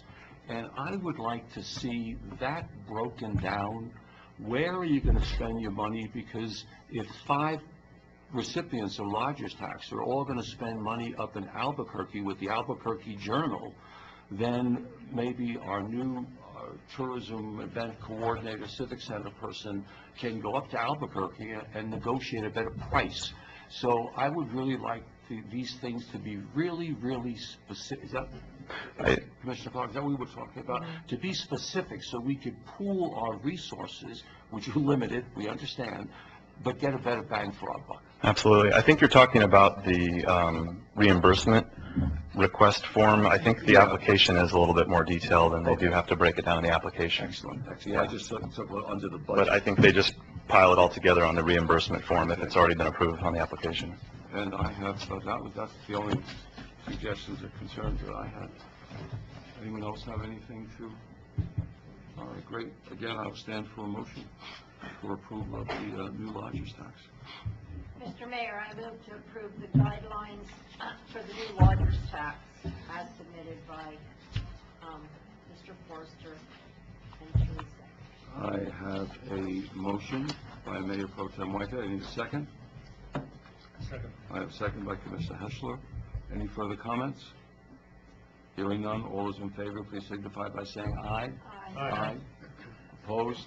Carries unanimously. Thank you. Also, if you look on the back of our presentation, you're going to see one of the contacts at City Hall is Kristen Saavedra, who is the executive assistant to Manager Fuentes. I'd just like to introduce her if you don't know her. Kristen, could you please stand up? Sorry to put you on the spotlight, but I wanted people to see that you actually do exist, and it's just not a name on a piece of paper. Thank you very much, and thank you, guys. We appreciate it. Thank you. Commissioners, and thank you, Renee and Kristen, for your work on this. Thank you. The next item is item 3, and I suspect that's why a lot of people might be here. Discussion action, subrecipient grant allocations, Manager Fuentes. Mr. Mayor, Commissioners, in your packet, you have the applications that were received for the subrecipient grants, and I believe both Linda Sparks, former Executive Secretary, and Kristen have put together the summary and the packet of information. And as we have done it in the past, the applications are before you for review and consideration. In looking at the audience, we do seem to have some of the representatives of these organizations here. I'm not sure if all of them are here. But again, the process is for the commissioners to review these requests and just discuss among the commission, and questions for the members of these applications, the organizations, for any questions for clarification. Okay, thank you. I would like to make just an opening statement of one of observation. Out of the 12 recipients, out of the 12 applicants, 8 of the 12 have been, by staff, have been ruled incomplete information. And I know we go through this every year, and it's disheartening because the same organizations, for the most part, appear before us every year for help, and I have no problem with that request for help, because what they do for this community, we couldn't do if we had a budget of $20 million, probably. That's not my issue. But my issue is, let's do it right. And I'm going to make a suggestion, and I don't know if this will carry any weight with my fellow commissioners or not, that we go through this one by one, make the awards, but make the awards, or not award, as the case might be, contingent upon these applications being brought up to completeness by a certain date. And I think our, Manager Fuentes, correct me if I'm wrong, but I think our preliminary budget is due up in Santa Fe sometime in May. Yes. Okay, so we're March 28th. I would like to go through it and and then staff will notify the 8 organizations that are incomplete, let them bring up their applications, so we have 100% completion of the application on or before May 1, which should give them a month to do that. If they don't, that's up to the commission to decide what they want to do if people are asking for money but not willing to fill out a required form. That's my concerns, just for your edification, just for your thought process. So it would make sense to me, and if it makes sense to you, let's just take it one line at a time, unless someone wants to make a broad sweeping motion for everything. And Mr. Mayor, let me make... You tried that last year, you got shot down? Well, you didn't get shot down, we should just... Mr. Mayor, let me also make a legal observation. I would assume what will happen after this, is after your commission makes the determination, is that there would then be contracts entered into between the city and the subrecipients. And the reason why it's important is because I hear the word donation thrown around once in a while, and these are not donations. This is a contract where the city would be expending funds, but in exchange for that, there are services that we would be receiving, which would be defined in the contract, which is why these applications actually set forth what those services are going to be. So I bring that up because I hate this phrase about donations. It sounds like some sort of anti-donation problem, and that's not what's happening here. It's like a performance contract. Yes, exactly. Right. Okay, so... And Mr. Mayor, Commissioner, just one last thing. On one of the worksheets here that you have before you, as you can see here, the staff provided a historical kind of allocation since 1516. Back then, the 1516, the total amount awarded was $33,500, same as 1617. 1718, it increased to $53,000. The applications before you have a total requested amount of $76,000. So it's just wanted to, for your information. Thank you, sir. I would also, before we start, I am of the belief that the New Mexico Off-Highway Vehicle Alliance, which is a new applicant, if you take a look at their application, it's all lodger's tax. It's all for T-shirts and swag, whatever that, I guess that's a little trinkage to people to take home. So I think we should take that, I don't know, Manager Fuentes or Mr. Rubin, if we need a motion to take that off, but I think we should speak to Dean and tell him to put this application in under lodger's tax and not a subrecipient grant. Because his application, he's asking for T-shirts, he's asking for everything that lodger's tax covers, and it's not what subrecipient grants are about. Because there's no performance there. He's just asking for money for $6,000 to buy stuff. And that might give additional $6,000 that might be available for discussion. If you take a look at his application, let's see, it's number 5 down. Someone could grab it real quick. Here it is. So $2,500 for shirts, $1,500 for hats, $1,500 embroidered swag for the event, and $500 for webmaster work. I don't think that's subrecipient. I think that should be lodger's tax. So I would like to make a suggestion that we notify Dean Tulk and tell him to take this application, put in for lodger's tax, and take that $6,000 that he's applying for, and just leave it in the column there that it's available. I think a motion would be appropriate. Okay, so I'd like to make a motion that we take the New Mexico Off-Highway Vehicle Alliance application for a subrecipient grant and reject it because it is inappropriate use of this type of money because there's no performance here involved, and ask him to apply under lodger's tax. I second that. I have a second by Mayor Pro Tem Whitehead. Is there any further discussion? Hearing on all the, I beg your pardon, did you want to say something? Yeah, Mayor, I just wanted to say that our motion not to approve this under this particular auspices doesn't mean that we don't appreciate them being here. Oh, no, absolutely. They're very, very valuable. We just want to direct them to a more appropriate place to try to seek that funding. Thank you for clarifying. Any further discussion? All those in favor, please signify by saying aye. Aye. Aye, opposed? Carries unanimously, thank you. Okay, back to business. Number one, Companion Animal Action Team. They started out in 2015, 2016, 1,000, 2016, 17, 1,000. Approved last year, 1,500, and they're asking for 1,500 again this year. Comments, thoughts, concerns? Thank you, appreciate that.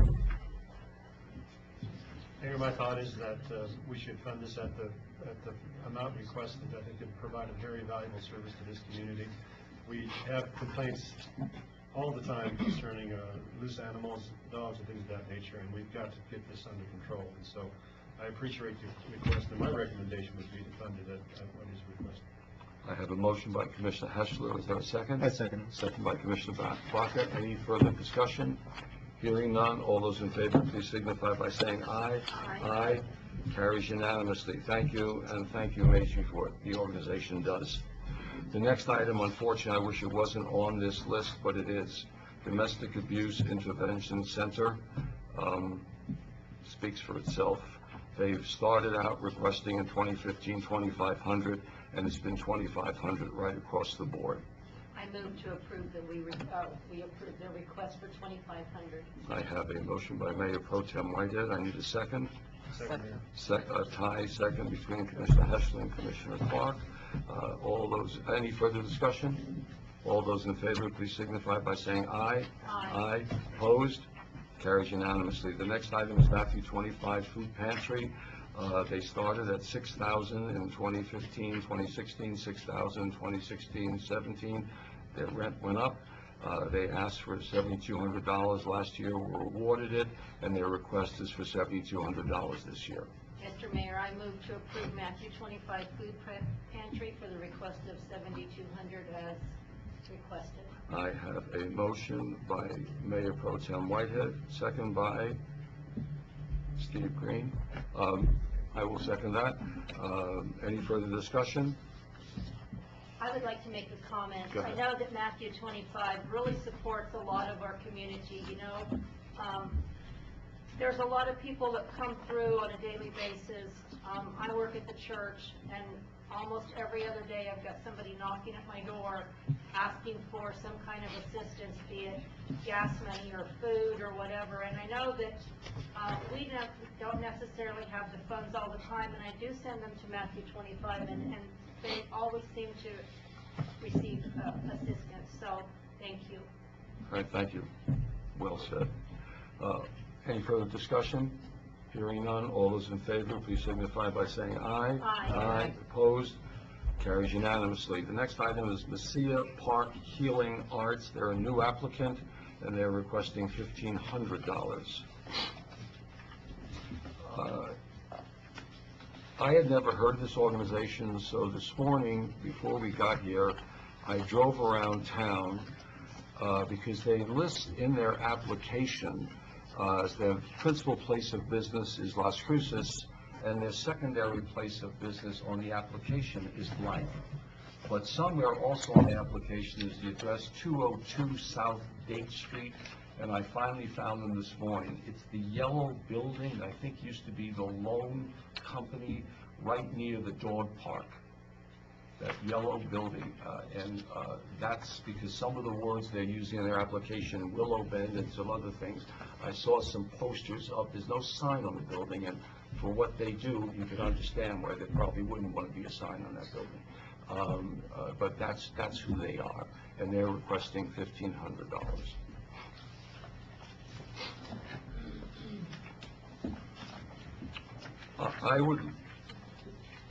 I would like to suggest that, this is just my suggestion, since that we wait a year, since they're obviously new in town.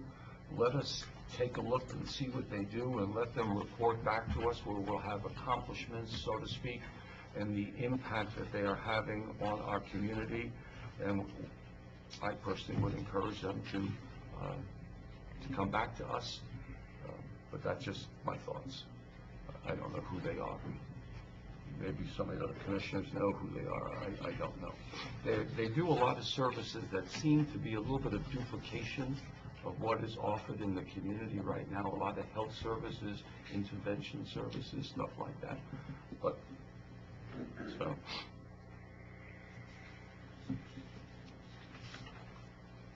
I will stand for a motion. If I hear none, we will move on. Okay.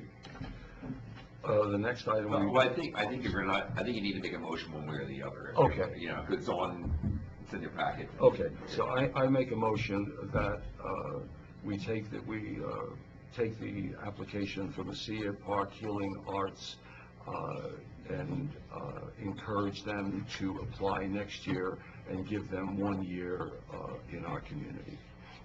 I second that I have a motion. motion, second. Any further discussion? Hearing none, all those in favor, please signify by saying aye. Aye. Opposed? Thank you.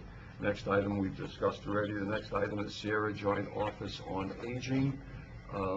They started out at $24,000 in 2015, $24,000 in 2016, $40,435 in 2017, and their request is for $46,814 this year. I will start the discussion by saying I consider all of these organizations incredibly important to the quality of life and the survival of human beings and of our city as a whole. And I think SJOA, not only are they the food purveyor, which I know that Mayor Whitehead volunteers there on Tuesday, and I only know that because my wife volunteers there on Wednesday, doing the same job that Mayor Whitehead, Mayor Pro Tem does on Tuesday. And they have other services that they perform.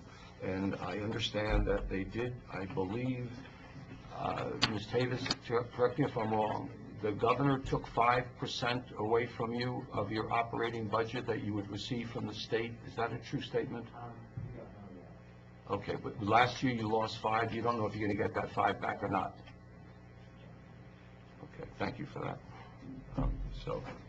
Mr. Mayor, I move to approve their request for Sierra Joint Office on Aging in the amount of $46,814. I see the need, and I think our money is well spent in feeding our seniors and our homebound people. Excellent, thank you. And I'd like to second that motion, if I may. Any further discussion? Hearing none, all those in favor, please signify by saying aye. Aye. Aye. Carries unanimously. The next item is the Club of Sierra. It has down here new applicant. I think that is a couple, I think this is the Boys and Girls Club. It used to be a national organization. They subsequently changed their name. And I think so that's why they're listed as a new applicant. Last year, they were late by 3 days. Boy, I got something in my eye. By 3 days, and we did not fund them last year because they missed the deadline. So fortunately, they got the deadline in this year. And boy, we're trying to cover from babies to animals to adults right on down the line here. So their request is for $10,000. I do know that their request last year was $10,000, but it was refused because of the tardiness of the application. Mayor, I'd like to make a motion that we approve the request from the Club of Sierra County for their $10,000. I have a motion by Commissioner Heschler. Do I have a second? I'll second that. I have a second by Commissioner Baca. Any further discussion? Hearing none, all those in favor, please signify by saying aye. Aye. Opposed? Carries unanimously. This is really unusual. The next item, Wildflowers, formerly the Bountiful Alliance, Bountiful Babies.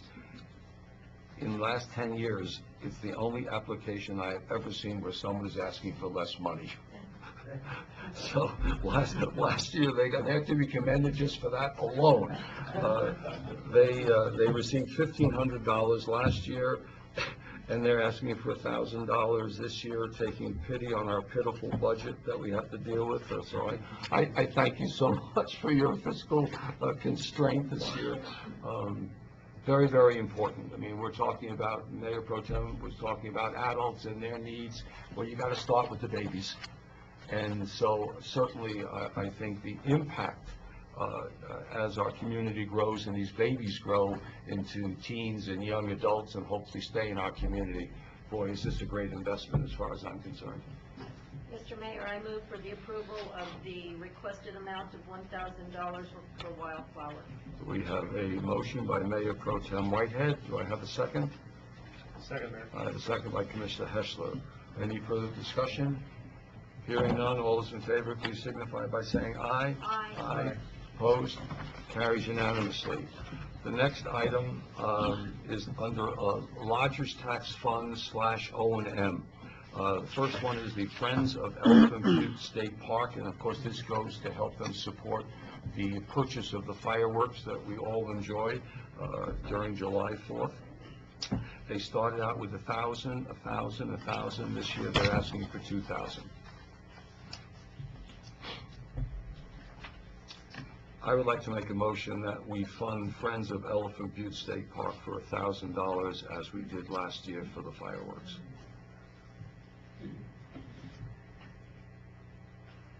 I'll second that motion. Okay, I have a motion and a second by Commissioner Heschler. Is there any further discussion? Hearing none, all those in favor, please signify by saying aye. Aye. Opposed? Carries unanimously. Thank you. The next item is Geronimo Springs Museum. They started out at 35, 35, 35 last year, and they're asking for $4,600 this year. Mr. Mayor, I move for the approval of the requested amount for Geronimo Springs Museum of $4,600. I have a motion by Mayor Pro Tem Whitehead. I need a second. I'll second I have a second by Commissioner Bacher. Any further discussion? I really think that the Geronimo Museum does a lot for our community. I do see a lot of cars there every day on the weekends, and these people work tirelessly at keeping our information of truth and consequences and our spaceport and our hot springs and all of this going, and thank you. Here, here. Any further discussion points? Hearing none, all those in favor, please signify by saying aye. Aye. Opposed? Carries unanimously. Thank you. The next item is Geronimo Trail Scenic Byway. They started at 3,500, 3,500. Last year they were awarded 5,000, and they're asking again for 5,000 this year. Mr. Mayor, I move to approve the request of $5,000 for Geronimo Trails Scenic Byways, Inc. Again, they also work hard and tirelessly on getting information out to the community. Thank you, Mayor Pro Tem Whitehead. I have a motion. Do I have a second? Give me a second. Second by Commissioner Bacher. Any further discussion? Hearing none, all those in favor, please signify by saying aye. Aye. Opposed? Carries unanimously. Next item is Main Street Truth or Consequences. Started at 30,000 2 years ago, 35,000 last year, 35,000 this year, 35,000. And I would just like to point out, maybe Commissioner Baca doesn't know this, that the Main Street program is run under the New Mexico Economic Development Department in Santa Fe, and we have had a Main Street program. Actually, Commissioner Clark, I believe, started many, many, many years ago, or was part of that committee.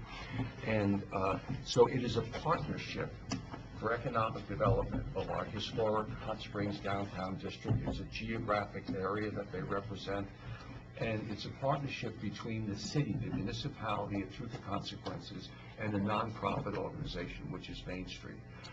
Contractually, if you want that partnership to exist, the city must put money on the table, and that money is dependent upon the size of the community.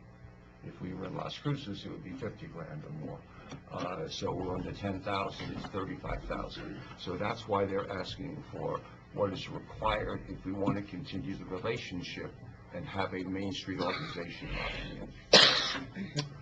So I'll stand for a motion. Mr. Mayor, I move to approve the requested amount for Main Street Truth or Consequences at $35,000. Again, Main Street does a lot for our community, and you know, we wouldn't have a lot of this enthusiasm if we didn't have this Main Street program, so I think that we really need to keep it going. Right.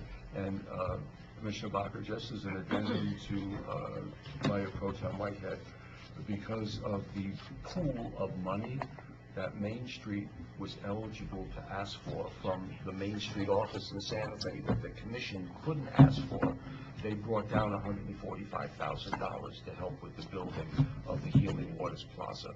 So not only are they economic development, but they open up different funding opportunities for us to partner with them as a joint applicant. So thank you, Commissioner Whitehead. So do I have a second on that? Not yet. Okay, I need a second. Second. A second by Commissioner Heschler. Any further discussion? Hearing none, all those in favor, please signify by saying aye. Aye. Opposed? Carries unanimously. I have a comment. Commissioner Clark. So we just taxed our manager with $114,614. Yes. And what we forget to mention is that he will be able to find it. Right. And the unfortunate part is it will come out of some of the departments of the city. And so I just want it to be made clear how much we appreciate the departments and their willingness to help the community too. This is not just the commission that is trying to help these organizations that work so hard for our people, but it is a full investment by every single person that works in the city of Truth and Consequences. And I have to thank you and that staff. Thank you, Mayor. Manager Clark, there are times I am left speechless, and this is one of them. Thank you so much. Manager Clark, I love it. Thank you, thank you, thank you. Brilliant research. Commissioner Clark, we need more moments like that. And that's why we go to the retreats and see if we can get those too. Excellent, excellent. Next item is number 4, discussion action to approve the sale of city properties located at 613 Gold Street, 808 Maple Street, and 309 Birch Street. And since Tracy Burnett is not here, our presenter will be our building inspector, Robbie Travis. Thank you. Good morning, Commissioners. So we're here to authorize the city and the staff to proceed forward with advertising, listing for sale 613 Gold Street, 808 Maple Street, 309 Birch Street, all located within the city of Truth and Consequences. Background, properties are located at those addresses, have been acquired through condemnation foreclosure. The city is now the sole owners. Properties have been cleared of blight structures and appraised for current value. These properties are now available to be sold. We have a presentation here to show you, and the staff recommendation would be to proceed forward with advertising and listing the properties for sale. So we have 613 Gold was a property that was in sad shape there for many years, and we finally got it cleaned up. This property here actually has a 2-car garage on it, and it is appraised value was $12,250. It's a 50 by 140 lot. The city cost an acquisition of $14,400. This one here we had to do essentially a quiet title, I believe, on it. This is a foreclosure relief. Okay. Yeah. And it took a little more on it because some of the relatives were disabled, and so it took us quite a bit longer to get this one. That's why we had so much in it. But the property is in an R3 district, can take site-built homes and or mobile homes. Okay, let me see here, the area that. The next one is 808 Maple Street. It's a 90 by 140 lot. It appraised for $19,500. The city costs in it were $10,000. Property is located in an R3 district. It does accept site-built and mobile homes are permitted. Last utility access was 2006.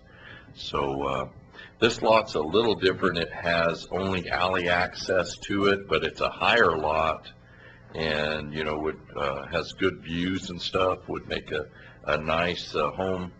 We are, encouraging people, even trying to do an ordinance for tiny homes. So we really want to get site build if we can on these, would be our preference.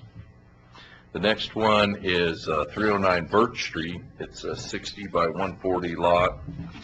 It is in a commercial zone off of 3rd Street, just I think it's 2 lots over from 3rd, and so it has a little more. It was appraised at $15,000. The city costs are $9,200. It does accept site-built mobile homes, and business could be permitted in there. And last utilities in it were from 2000. So I think that's all that I have on that. Jay, did you want me to mention the letter deal or anything about that? Well, just very briefly, I'll just mention this, that there is New Mexico does recognize a former owner's right of redemption. There's someone who loses their property through a foreclosure sale, this is what happens here. They would have 9 months in which to try to redeem the property by paying the full amount that was owed on it. That would not be an issue, for example, with the property on Gold Street, because that's been more than 9 months. The other two actually happened in October and November. But I would just say this, the 9-month period in both of those cases will run out in the next few months. I think the chances of redemption, either one of this is very remote, because in both those cases, the former landowner either died or was unresponsible for all our inquiries. So, but it's just something to keep in mind, that if we get to a point of maybe getting an offer and acceptance on one of those 2 properties, then maybe have the closing after the 9 months runs out. That would be the only thing I would think of. So do we need to write it subject to the 9 months?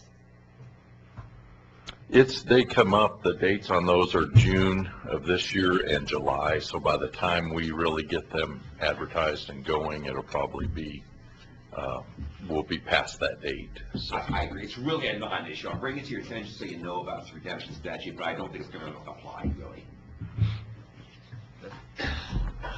Any other questions, concerns? Stand for a motion. I'll make a motion that we approve the sale of the properties as listed in new business number 4, understanding that there is that potential for redemption, whether it happens or not. I have a motion by Commissioner Clark. I second that. Second by Mayor Pro Tem Whitehead. Any further discussion? Hearing none, all those in favor, please signify by saying aye. Aye. Let me just say one thing about that. We would absolutely love it if there was an offer for redemption. That means we get all our money back. Yes. So I mean, so we need to but I just don't think it's going to happen. Okay, thank you. Thank you. Next item, thank you, Robert, is report, City Manager. Thank you, Mr. Mayor, Commissioners. Just a couple of quick items. As discussed at our last meeting, I did reach out to the New Mexico Department of Transportation regarding the landscaping at the proposed runabouts, and they have agreed to be before the commission on April 11th. So that will be coming to the commissioners for further discussion and dialogue with DOT. Golf course issue, we are making progress in doing some research, so that will also be forthcoming to the commission in April. The shuttle, last year, the county and the local entities, and as well as the DWI program of the county, started the shuttle program for people during the lake season, so that they could have a way to get around downtown, some of our businesses, and so that we reduced the number of DWIs. That is picking up again this year, starting on Memorial Day and going to Labor Day. So the county, the city of TRC, and the other entities are partnering along with some of the private businesses to get the shuttle going. So I just want to let the commissioners know, and the public, notices will be published, and the park is also working with us in putting flyers, passing them out to the people going to the lake. There will be an off-road event that will also be presented to the commission at the next meeting. I know Mark Bleth at the airport is working with some of the other, and the mayor as well, is working with some of the other, a nonprofit that will be having a off-road event at our Malco racetrack, and that will be happening on Memorial Day weekend, and that will be forthcoming to the commission for presentation and approval. The trash event this past Saturday, I just want to commend staff and the commissioners Commissioner Whitehead, and for those that were there helping out. It was a good event. It was good news to hear that the people are actually getting used to and being more conscious about just coming in, going and disposing of the trash rather than waiting 2 hours or, however long. I think that, we had some people coming in, but, for the most part, it was an easy, steady flow, not as busy as last year, but we had a good turnout and a lot of hands on deck. So that made it very easy, and so that was a good event. The town hall meeting, just a reminder, we do have it posted for Monday, and April 2nd, and here at the chambers at 5 p.m. So just for everybody. The water electric AMR system, staff is still working with some of the vendors, and we're working with staff, so that will also be forthcoming to the City Commission as well as the PUAB for continuing discussion and options in moving forward with that system. Just wanted to also, we are preparing for the budget. We have the public meeting as well, and wanted to kind of get a sense from the commissioners when they want to have a public workshop. Melissa and I have sat down and worked on a schedule, and usually we have a public workshop with the commissioners either the second or last week of April. So just kind of, we'll be sending out an email just to confirm a date and time where we can have the budget workshop with the commissioners and staff. And finally, Commissioner, one of the things that we talked about with staff is every year as the summer comes along is trying to implement a summer youth program. I know some communities have it, as you heard from OJ. I think, we could all certainly use the help in the parks and some of our other facilities. I don't think it will take a lot of budget. We might be able to accommodate some of that during this year. But if we were to propose and hire 48 kids, we might be able to do that for this summer. Just in sharing that with staff who have kids or know somebody that have kids, I said, oh yeah, sign me up. I'll send my little boy or little girl to go start cutting weeds in the summer. So I think that's right. So I'd like to kind of present that to the commissioners, maybe at the next meeting for authorization to proceed forward. And definitely I think because the park has a lot of needs, maybe we can focus in that department and kind of make a big dent in beautifying our facilities. So just wanted to give everybody a heads up that will be coming. And finally, we do have a half day this Friday because it's spring day. And traditionally, we do award our staff a half a day of leave. So with that, Mr. Mayor, Commissioners, I will stand for any questions. Thank you. Manager Fuentes, I have a request, not a question. At the next City Commission meeting, would it be possible just to get a report on how we're doing on the registrations of the Airbnbs and the vacation rental by owner, all the things that on that ordinance that we passed? Because we're starting to get into our busy season. We're talking about Virgin Galactic having a launch, and I'd just like to know that we've done due diligence to get all those additional businesses signed up with business licenses and collecting of GRT and lodger's tax and stuff like that. And maybe I misheard you. Is the town hall meeting in the chambers? I thought it was in the Civic Center. Oh, I'm sorry, the Civic Center? Civic Center, It's in sorry. the Civic, okay, all right, so the town hall meeting is in the Civic Center. And I think it's a wonderful idea, no pun intended, to get young kids, grassroots. We're training we're training them to become maybe workers and staff members of the community, and also of recruiting grounds for staff as we move forward, as our city gets bigger and needs more people working for it. So good. I like that idea. Okay, it's our city attorney. I have no report, thank you. Okay, Mayor Pro Tem Whitehead. I would just again like to thank the community for participating in the free trash day that was held this past Saturday. I would also like to thank the staff, the extra staff that came in and helped. I mean, they were working very hard and worked very well, and I think things went so smooth. I really hadn't seen it this smooth in a while, so good job, everybody. Yeah, just a quick reminder to my fellow commissioners and mayor that please give me your goals, objectives, and vision for the next 2 years as quickly as you can. I plan on assisting with the discussion on strategic planning for our commission for the next couple of years. And obviously, there's going to be some preparatory work involved, and so the quicker I get your information, the more prepared I will be to help facilitate this event, so, Excellent. thank you. Commissioner Clark? This new commissioner over here really impressed me today, and I want to say why. Because you're taking vacation time to sit here and listen to this man and this woman and that man. That's really class act. That means we have to give him triple. Yeah, all right. Now, we're in a but budget thank you crisis, for I don't know. Thank you, Commissioner. But thank you very much. And I absolutely love serving on the board. Excellent. Thank you. Commissioner Baca, do you have any report? Yeah, I want to commend O.J. Heschler for all the hard work he's doing out there in those fields. I was out there a couple of weeks ago, and him and his team are just, man, they're working hard for just a small team that they do have. They're doing an amazing job, I think. I want to commend them. Excellent.